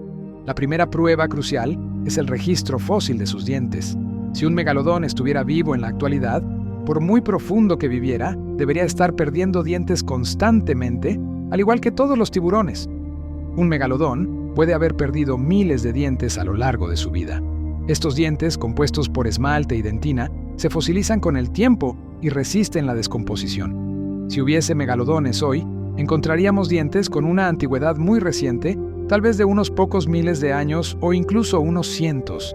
Sin embargo, el diente más joven de megalodón que se ha fechado con certeza tiene alrededor de 3.6 millones de años. La brecha de 3 millones de años es demasiado grande para ser explicada por un simple error de muestreo. Es un silencio sepulcral en el registro fósil que grita extinción. La segunda prueba se relaciona con la termoclina y la profundidad. El mito de la fosa de las Marianas asume que el megalodón se retiró a las aguas abisales para encontrar un hábitat estable y evitar el cambio climático. Pero hay dos problemas biológicos con esta idea. Primero, las aguas de las grandes profundidades son increíblemente pobres en nutrientes y carecen de la megafauna necesaria para sostener el inmenso requerimiento calórico de un tiburón mesotérmico de 60 toneladas. Un megalodón necesitaba comer grandes ballenas de forma regular. Las pocas criaturas que viven en el hado pelágico, el fondo de la fosa, son pequeñas, escasas y no constituyen una dieta suficiente. El segundo problema es su fisiología mesotérmica.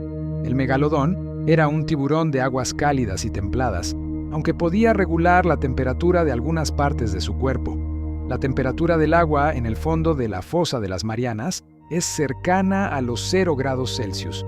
La ciencia dice que es altamente improbable que el megalodón pudiera haber evolucionado una fisiología para sobrevivir a esa temperatura y presión extrema, y al mismo tiempo mantener un metabolismo tan acelerado. Si un tiburón tuviera que adaptarse a las condiciones extremas de las Marianas, sería un animal pequeño, lento y con un metabolismo frío, como muchos tiburones que hoy viven en las profundidades. El megalodón, tal como lo conocemos, no encaja en ese perfil. La tercera prueba está en el ciclo vital.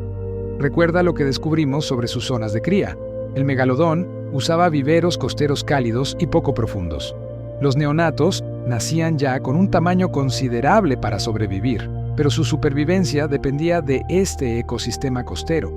Si el megalodón se hubiera retirado a las profundidades, ¿dónde y cómo criaría a sus jóvenes? Los jóvenes tiburones no sobrevivirían en las aguas abisales, y un megalodón hembra que tuviera que migrar millones de años luz para dar a luz en las aguas superficiales cálidas sería detectado de inmediato por los ecosistemas modernos. Las crías gigantes de megalodón habrían dejado un rastro de destrucción y huesos imposible de ignorar. La fascinación por la supervivencia del megalodón es, en última instancia, un reflejo de nuestra propia fascinación por el misterio de las profundidades marinas y el poder indomable de la naturaleza. Es un arquetipo, el monstruo primigenio que se niega a morir. Pero la ciencia, basada en la evidencia fósil, la paleoecología y la biología, nos obliga a aceptar que su reinado terminó hace millones de años. Así que, el megalodón de Hollywood, con sus rugidos y su capacidad de engullir submarinos enteros, es una criatura de la ficción. Pero el megalodón real, el Otodus megalodon, es una criatura de la ciencia infinitamente más impresionante. Es una historia de evolución, gigantismo, competencia despiadada y la inevitable fuerza del cambio climático. Su legado no está en el agua, sino en las rocas de nuestro planeta.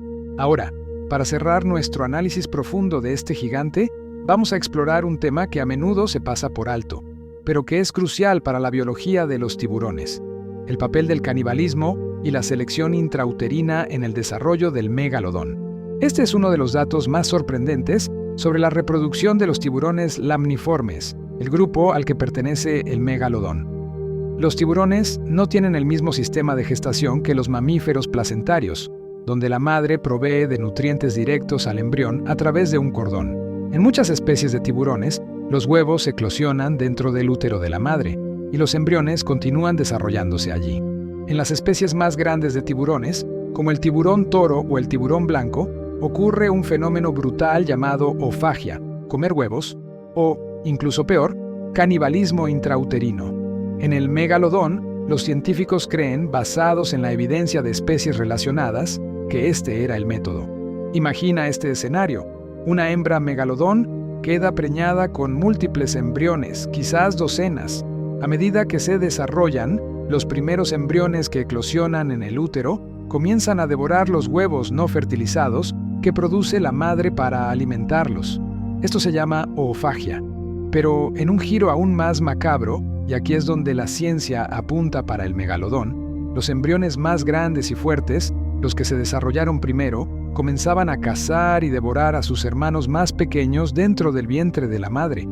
Esto es el canibalismo intrauterino, una lucha por la supervivencia que convierte al útero en un campo de batalla. ¿Cuál es el resultado de esta competencia feroz? Solo un par de crías, quizás 2 o 3, sobrevivían a la gestación, pero cuando nacían, no eran pequeños pececillos indefensos. Nacían con un tamaño de alrededor de 2 metros de largo. Un megalodón recién nacido ya era más grande que un humano adulto. Este proceso, aunque cruel, es una estrategia evolutiva maestra.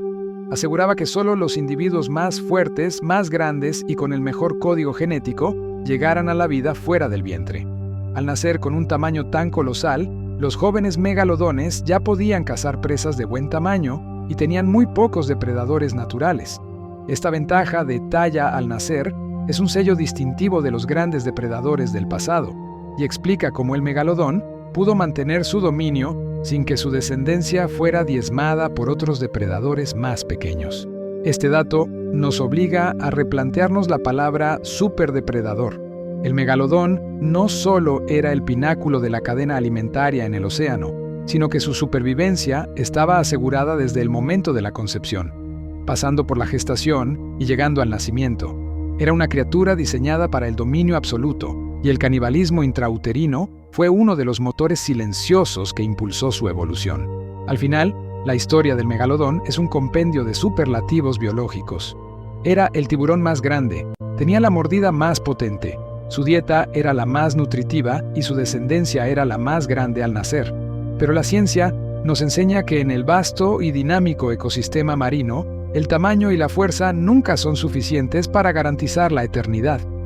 La lección del megalodón es que la adaptación a un ambiente cambiante siempre supera a la mera fuerza bruta. Y hablando de su origen, es fundamental que abordemos una de las grandes controversias de la paleontología marina que ha reescrito la historia evolutiva de nuestro protagonista, su verdadera clasificación taxonómica. Durante más de un siglo, el megalodón fue conocido científicamente como Carcharodon megalodon, que literalmente lo situaba en el mismo género que el gran tiburón blanco, el Carcharodon carcharias. La razón detrás de esta clasificación inicial es muy simple, pero a la vez fascinante. El padre de la paleontología de tiburones, el naturalista suizo Louis Agassiz, fue quien le dio su nombre formal en 1835. Al examinar esos dientes gigantes, notó una asombrosa similitud morfológica con los dientes del tiburón blanco moderno, solo que a una escala monumental. Ambos poseen dientes triangulares, gruesos y, crucialmente, con bordes aserrados.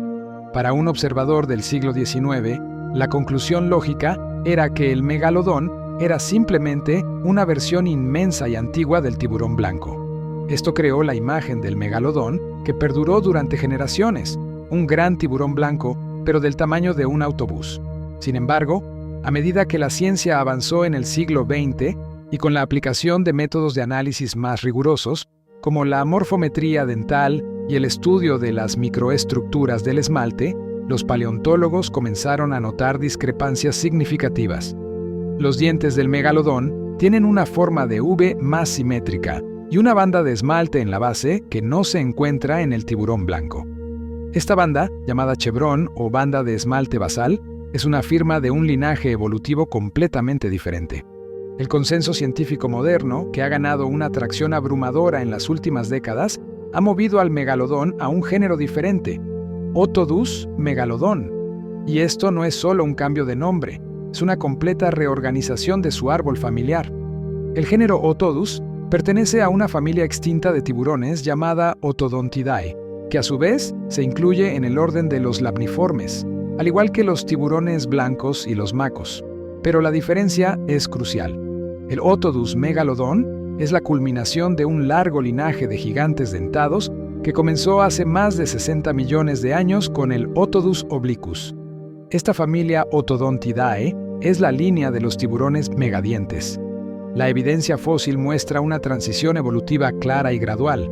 Los dientes se hicieron más grandes, las cúspides laterales se redujeron y el aserramiento se hizo más fino, pasando por especies intermedias como Otodus chubutensis, hasta llegar al pináculo, el Otodus megalodon.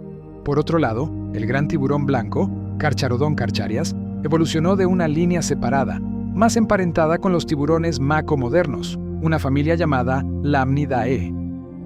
La similitud superficial entre los dientes del megalodón y el tiburón blanco, especialmente el aserramiento, es un caso clásico de evolución convergente. Esto significa que dos especies no relacionadas que viven en entornos y nichos ecológicos similares, grandes depredadores de alta mar, terminan desarrollando características físicas parecidas para resolver los mismos problemas de la vida. Ambos necesitaban dientes aserrados para cortar carne y hueso de presas grandes, y la evolución encontró la misma solución en dos linajes distintos. Entonces, ¿por qué es importante este cambio taxonómico? Nos ayuda a entender al megalodón en su contexto real.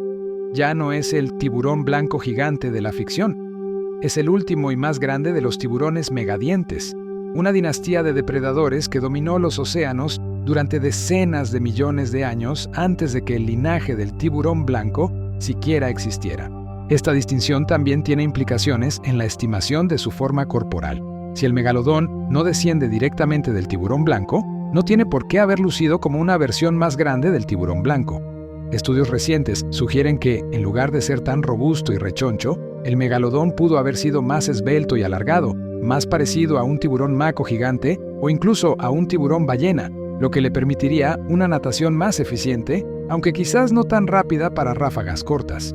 De nuevo, la ciencia nos recuerda que la realidad suele ser más matizada y sorprendente que la imaginación. Al separar al megalodón de su supuesto pariente moderno, también podemos analizar con mayor claridad su desaparición sin caer en la trampa de ver al tiburón blanco como un competidor directo al estilo de una película de monstruos. El tiburón blanco, siendo más pequeño, ágil y posiblemente más eficiente a bajas temperaturas, pudo haber competido por las mismas presas juveniles y haber ocupado parte del nicho del megalodón. Pero su papel en la extinción del gigante fue probablemente más indirecto, siendo un factor adicional en un momento de crisis global.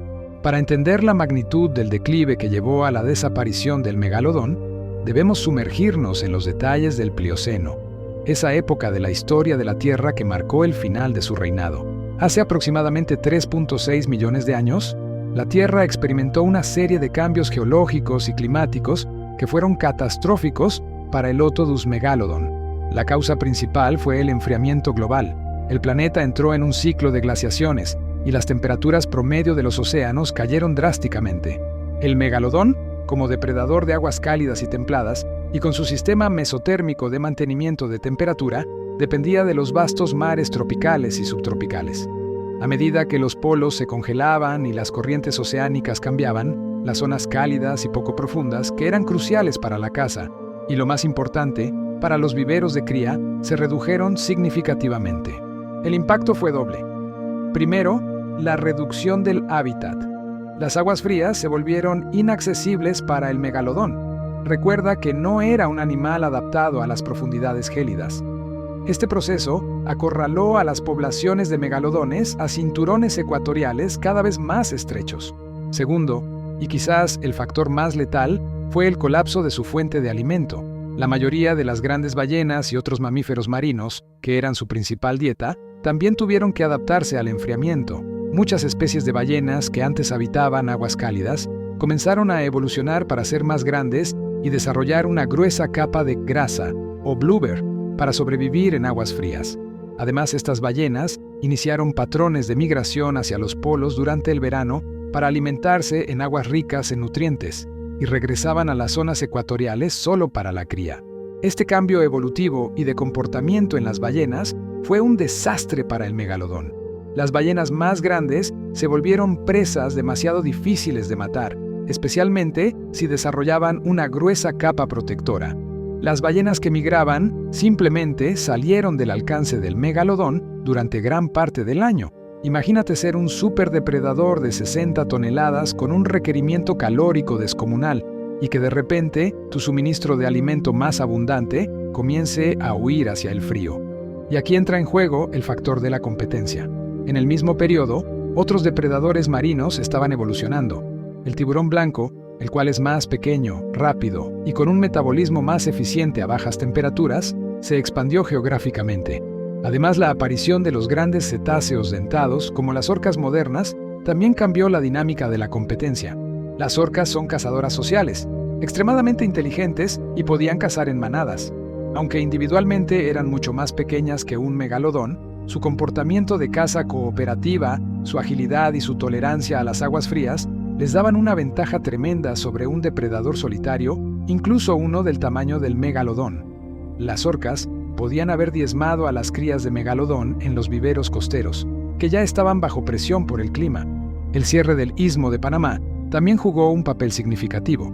Este evento geológico conectó América del Norte y del Sur hace aproximadamente 2.8 millones de años y alteró dramáticamente las corrientes oceánicas globales, incluyendo el flujo de agua cálida hacia los polos. Esta alteración intensificó aún más el proceso de enfriamiento global.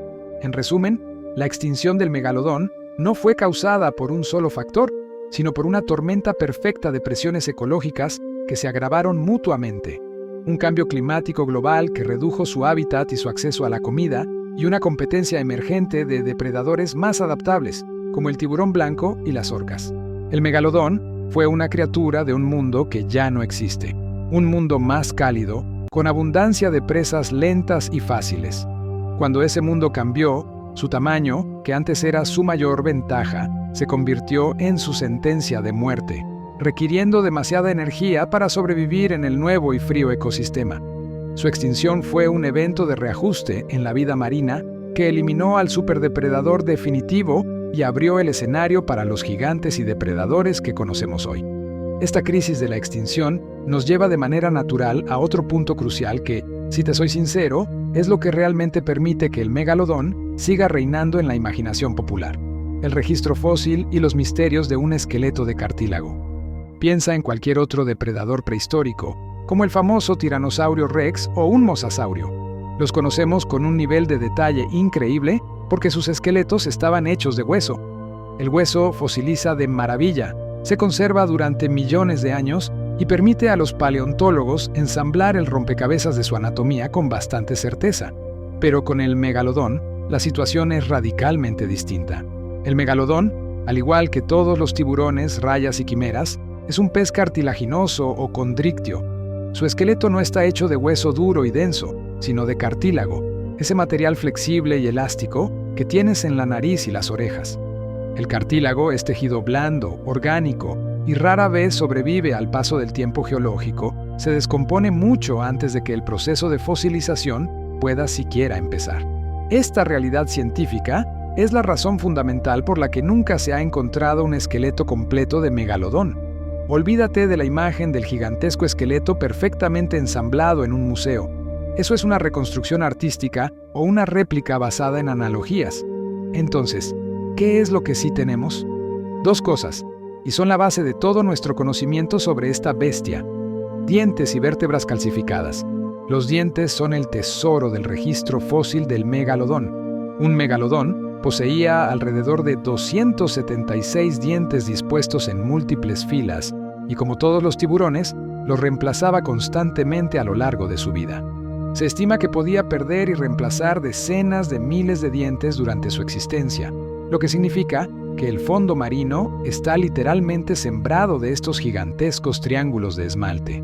Los dientes son duros, resistentes y fosilizan con facilidad. Su gran tamaño, su forma triangular con ese aserrado inconfundible y su grosor son las señas de identidad de este animal. Pero, a pesar de la enorme cantidad de dientes que tenemos, solo nos dan información limitada, principalmente sobre su tamaño corporal, mediante fórmulas matemáticas comparadas con tiburones modernos, y sobre su dieta, analizando el desgaste y las marcas de mordida en huesos de presas. El otro gran indicio son las vértebras. Aunque el esqueleto es cartilaginoso, los tiburones y el megalodón en particular tienen sus centros vertebrales densamente calcificados para dar soporte a la columna y a los músculos masivos. Esta calcificación hace que las vértebras sean mucho más resistentes a la descomposición y permite que, en raras ocasiones, se fosilicen. El hallazgo de una serie de vértebras asociadas es extremadamente valioso.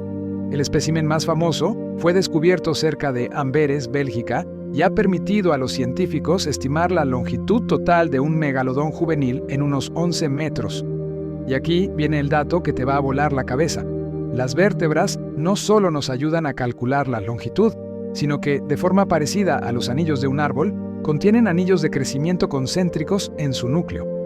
Al contar estos anillos, los paleontólogos pueden estimar la edad del tiburón y, analizando la distancia entre los anillos, incluso trazar su tasa de crecimiento a lo largo de su vida. Un estudio, basándose en la calcificación de estas vértebras, sugirió que el megalodón podría haber alcanzado una longevidad de hasta 80 o 100 años, convirtiéndolo en una criatura que realmente vivía y cazaba a escala de siglos, no de décadas. Es una longevidad asombrosa para un depredador marino. La información de las vértebras también es lo que ha puesto en tela de juicio la forma del cuerpo que se ha popularizado. Si tomas la columna vertebral calcificada del megalodón y la comparas con la del gran tiburón blanco, las proporciones no encajan perfectamente. El megalodón tenía vértebras proporcionalmente más grandes y una columna vertebral que implicaba un cuerpo más largo en relación con su altura, inclinando la balanza hacia la idea de un tiburón más esbelto de lo que la ciencia había asumido inicialmente. Esto nos fuerza a abandonar la imagen del gran tiburón blanco gordo por una criatura masiva, sí, pero con una silueta quizás más hidrodinámica y eficiente a largo plazo. De estos escasos restos, dientes y vértebras, la ciencia ha tenido que hilar fino para reconstruir la vida del Otodus megalodon. Y en esa reconstrucción, la pregunta sobre su talla máxima es el punto que más ha alimentado la leyenda. La dificultad es que las estimaciones varían enormemente. ¿Por qué? Porque hay que hacer una extrapolación alometria, que es un término elegante para decir, vamos a suponer que sus dientes tienen la misma proporción con el resto de su cuerpo que los dientes de los tiburones modernos. Los primeros estudios, en los años 70 y 80, sugirieron que la longitud máxima rondaría los 15 metros, basándose en la altura de los dientes más grandes. Luego vinieron los estudios de los años 90, que empujaron el límite a los 18 o 20 metros. Imagina 18 metros, eso es un campo de baloncesto corto o un camión tráiler. Los estudios más recientes, que utilizan modelos estadísticos más complejos y un conjunto de datos más amplio, que incluye no solo al tiburón blanco, sino a otros laniformes como los macos, sugieren que la longitud más probable para los ejemplares más grandes se sitúa firmemente entre los 15 y los 18 metros. Sin embargo, hay que ser honestos. El diente de megalodón más grande jamás encontrado, conocido como el diente de Vito Bertucci, con una altura oblicua que supera los 18 centímetros, es la base de las estimaciones más extremas, sugiriendo que algunos ejemplares verdaderamente gigantes podrían haber superado los 20 metros. No podemos descartarlo por completo, pero la evidencia más sólida nos centra en la ventana de los 18 metros. Y la masa corporal. ¿Te imaginas cuánto pesaba un animal de ese tamaño? Si el peso es proporcional al cubo de la longitud, un megalodón de 16 metros podría haber pesado unas 48 toneladas. Un ejemplar de 20 metros podría haber superado las 100 toneladas. Para poner esto en contexto, la ballena jorobada promedio pesa unas 25 a 40 toneladas. El megalodón, por tanto, no solo era el depredador más grande de su tiempo, sino uno de los animales carnívoros más pesados que han existido. Este gigantismo no era casualidad. Era una adaptación evolutiva conocida como gigantotermia, la capacidad de mantener una temperatura corporal superior a la del entorno. Ya hablamos de su sangre caliente. Ser tan masivo le ayudaba a conservar mejor ese calor interno, lo que mejoraba su rendimiento muscular, su digestión y su cerebro.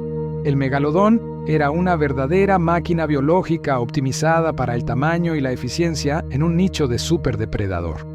Pasemos ahora a la parte más cruda y fascinante de la vida de cualquier tiburón, la reproducción y la infancia de una bestia de este calibre. Este aspecto de su biología es quizás uno de los más aterradores, porque la evidencia sugiere un comportamiento brutal desde el vientre. Se cree que el megalodón, como muchos tiburones lamniformes, practicaba la ovoviviparidad. Esto significa que los embriones se desarrollan dentro de la madre, alimentándose primero de su saco vitelino y luego, cuando éste se agota, adoptando una estrategia de supervivencia espeluznante, el canibalismo intrauterino. En la jerga científica, esto se conoce como ofagia, comer huevos no fertilizados, o, en un nivel más extremo, adelofagia, comer a los hermanos que aún están en desarrollo. Piensa en esto. La madre megalodón producía una gran cantidad de huevos en su útero. De estos, solo unos pocos se fertilizaban. Los embriones que nacían primero o que eran más fuertes comenzaban a devorar los huevos no fertilizados y presumiblemente a sus hermanos más débiles. ¿Cuál es el resultado de este proceso darwiniano en el útero? Nacimientos muy pequeños en número, pero de una talla impresionante. La investigación indica que las crías de megalodón al nacer ya medían alrededor de 2 metros de longitud. 2 metros. Eso es más grande que un tiburón toro adulto.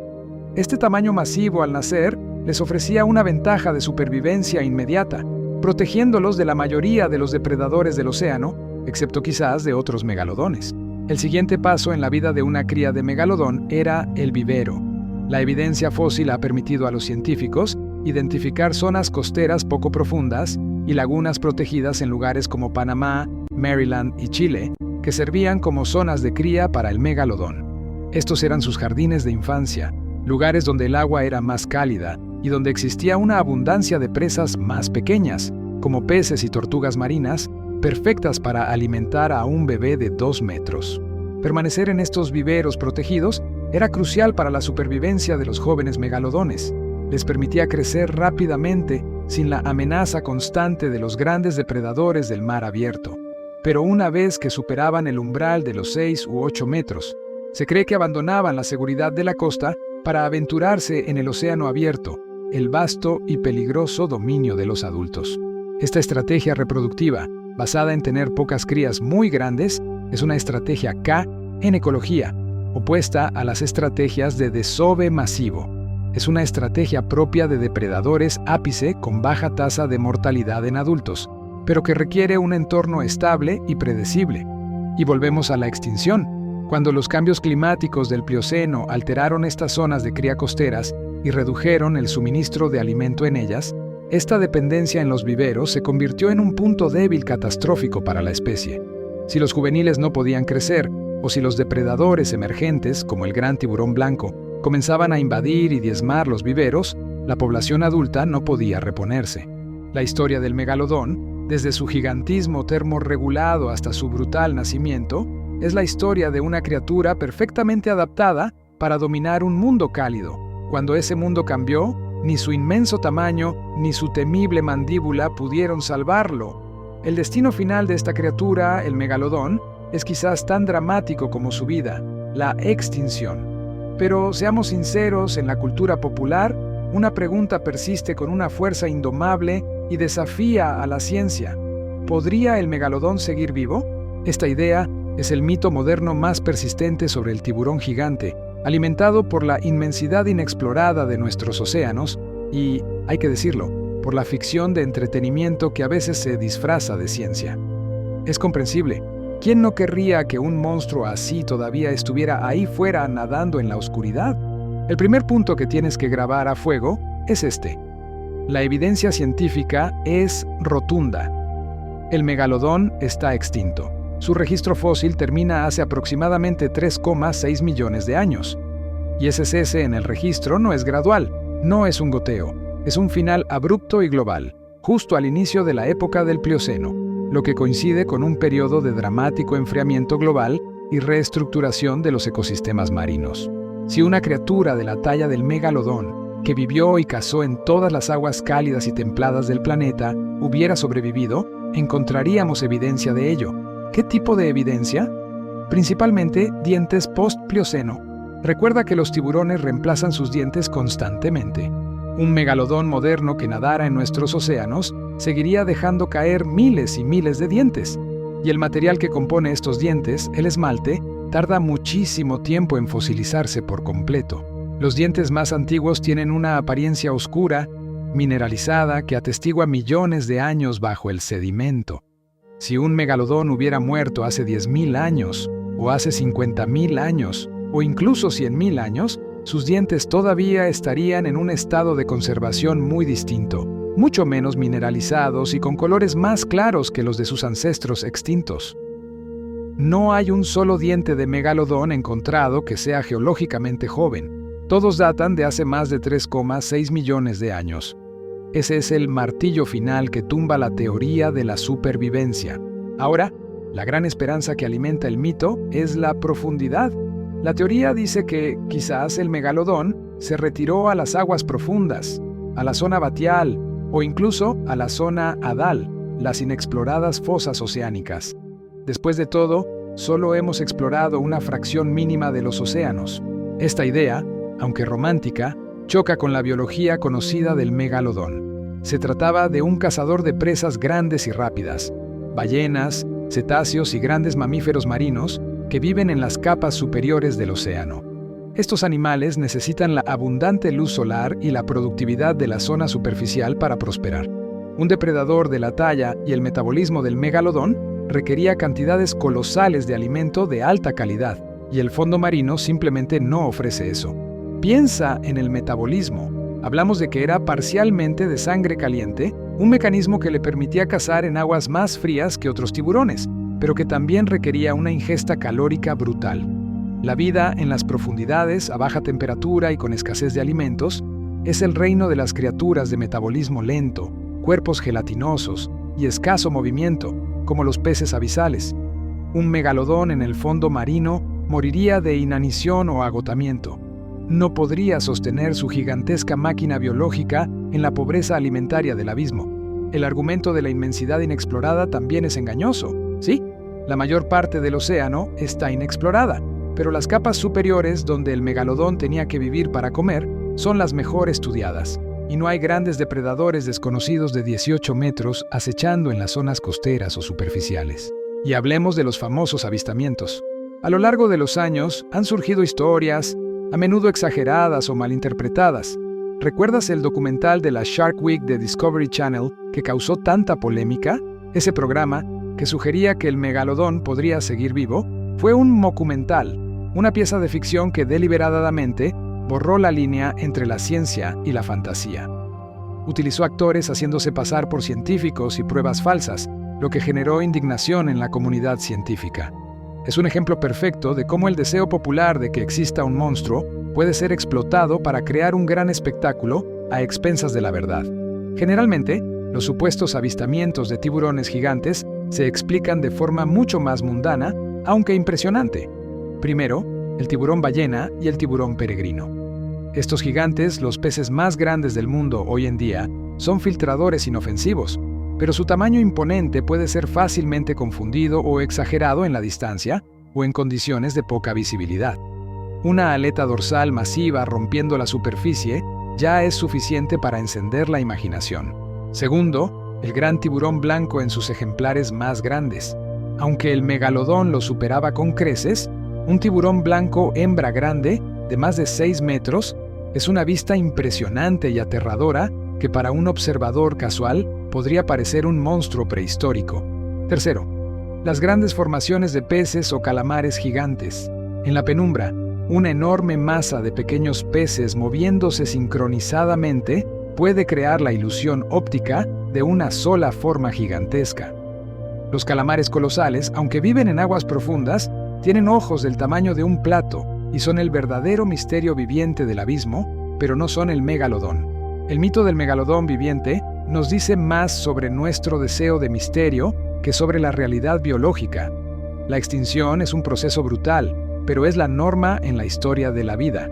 La desaparición de Otodus megalodon fue un evento de la naturaleza que tuvo consecuencias ecológicas masivas y permanentes. Y ese es el punto al que debemos volver, las consecuencias de la extinción. Cuando el megalodón desapareció, no solo se perdió el depredador ápice, sino que el ecosistema marino experimentó un desplazamiento trófico dramático. Imagina una pirámide alimentaria donde el vértice es arrancado de repente. Las especies que el megalodón cazaba, principalmente las ballenas dentadas y barbadas, experimentaron un auge poblacional al liberarse de su principal depredador. Este alivio en la presión de caza permitió que muchas especies de cetáceos florecieran y evolucionaran hacia las formas gigantes que conocemos hoy. Se cree que la ballena azul, el animal más grande que jamás haya existido, alcanzó su tamaño colosal solo después de la extinción del megalodón. Sin la amenaza de un tiburón capaz de romper una vértebra caudal con un mordisco, la ventaja evolutiva de ser pequeño y ágil para esconderse se invirtió. Ahora, ser grande significaba ser más eficiente para alimentarse y tener una mejor termorregulación en las aguas más frías, sin el riesgo inminente de un ataque mortal. Pero, como a menudo sucede en la ecología, el nicho vacío no se quedó así por mucho tiempo. El papel del superdepredador fue eventualmente ocupado por otros. El gran tiburón blanco expandió su rango y se volvió un cazador más versátil y cosmopolita. Las orcas, Orcinus orca, los depredadores sociales altamente inteligentes que se comunican, cooperan y cazan en grupo, emergieron como los nuevos dueños del océano. El megalodón fue una máquina de cazar solitaria, dependiente de su fuerza bruta y su tamaño. La orca, en cambio, representa una evolución en la estrategia de caza, basándose en la inteligencia, la estructura social compleja y la coordinación. Una manada de orcas es capaz de cazar a la ballena azul, algo que ni siquiera el megalodón adulto más grande intentaría a la ligera. La naturaleza reemplazó la fuerza bruta del tiburón con la sofisticación social del mamífero. El legado del megalodón es un recordatorio de que la Tierra, especialmente los océanos, está en un estado de cambio perpetuo. Hace millones de años, el mundo era un lugar cálido y exuberante, perfecto para un gigante de sangre caliente. Cuando las condiciones cambiaron, la misma especialización que lo hizo rey lo condenó. Y quizás este es el último y más importante dato sobre el megalodón. Su historia no es solo un cuento de terror prehistórico, sino una parábola evolutiva. Nos enseña que el tamaño, por impresionante que sea, no garantiza la supervivencia. De hecho, a menudo es un impedimento. Los animales muy grandes requieren mucho para sostenerse, son sensibles a los cambios ambientales y tienen tasas de reproducción lentas. El megalodón es un ejemplo monumental de lo que puede ser la cúspide de la evolución y de cuán rápido esa cúspide puede desmoronarse. Hoy, mientras te preparas para dormir, puedes estar tranquilo, sabiendo que la única presencia que te acompañará en las profundidades de la noche es la fascinante historia de un depredador que dominó los mares y cuyo recuerdo persiste, grabado para siempre en la forma triangular y aserrada de sus dientes gigantes. Su reino terminó y el océano se reescribió, dejando un vacío que solo la imaginación puede volver a llenar. La ciencia nos da la respuesta, pero la fantasía, la que alimenta la cultura popular, simplemente se niega a aceptarla. Y ahí radica la paradoja final del megalodón. Se extinguió hace millones de años, sin dejar rastro geológico, pero su mito es más fuerte hoy que nunca. Piensa en la fascinación que ejerce. El megalodón es la encarnación de la megafauna, la versión prehistórica de los dinosaurios que nos hace sentir pequeños e insignificantes. Cuando vemos ese diente de casi 20 centímetros, es un contacto tangible con un tiempo en que el miedo no venía de una bala o un virus, sino de la simple y brutal biología de otro animal. Es un recordatorio de que, durante millones de años, el ser humano no era el amo indiscutible del planeta. Esta fascinación, por supuesto, ha sido capitalizada por Hollywood y la literatura. La novela Meg y las películas que le siguieron, con sus tramas de un megalodón que sobrevive en la fosa de las Marianas, han inyectado nueva vida al mito. Es una fórmula perfecta. Tomas un hecho científico, existió el tiburón gigante, le sumas un misterio geográfico, el fondo marino inexplorado, y le añades el elemento humano, un héroe que debe cazarlo.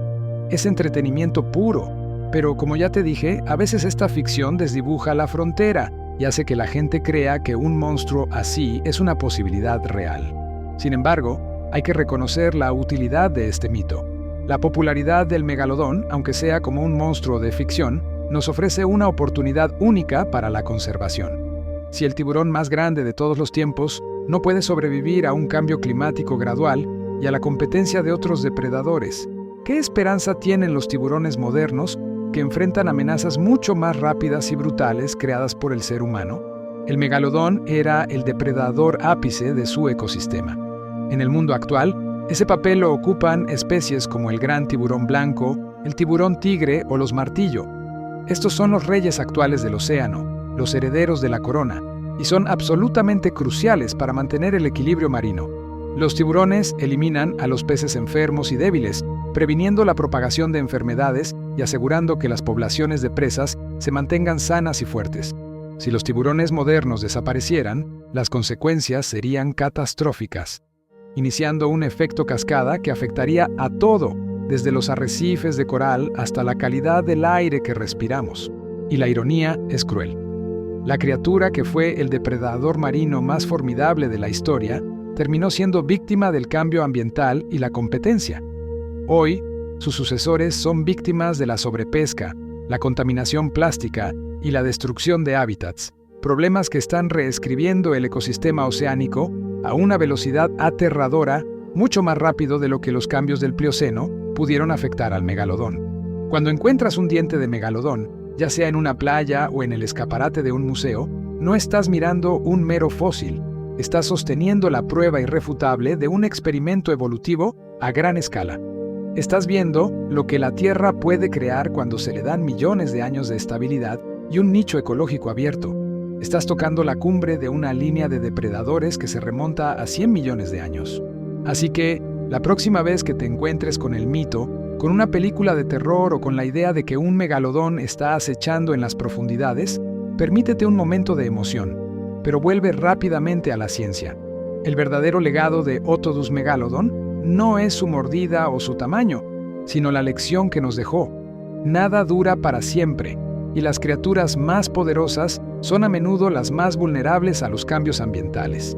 Esa vulnerabilidad no es solo una nota a pie de página en la historia natural, sino un espejo para nosotros hoy. Es una llamada a la acción. Si quieres honrar la memoria de este titán, no lo busques en las sombras del fondo oceánico, sino que trabaja para proteger a los gigantes que sí nadan hoy entre las olas. Ellos son el último baluarte de esa línea de depredadores perfectos, y su destino está, ahora más que nunca, en nuestras manos. El megalodón se fue, pero la ciencia que nos reveló su existencia, su vida y su extinción es la misma que nos puede ayudar a salvar los océanos que hoy lo necesitan. Usa esta fascinación, esta increíble historia de la naturaleza, no para buscar monstruos, sino para convertirte en guardián de la vida marina que aún podemos salvar.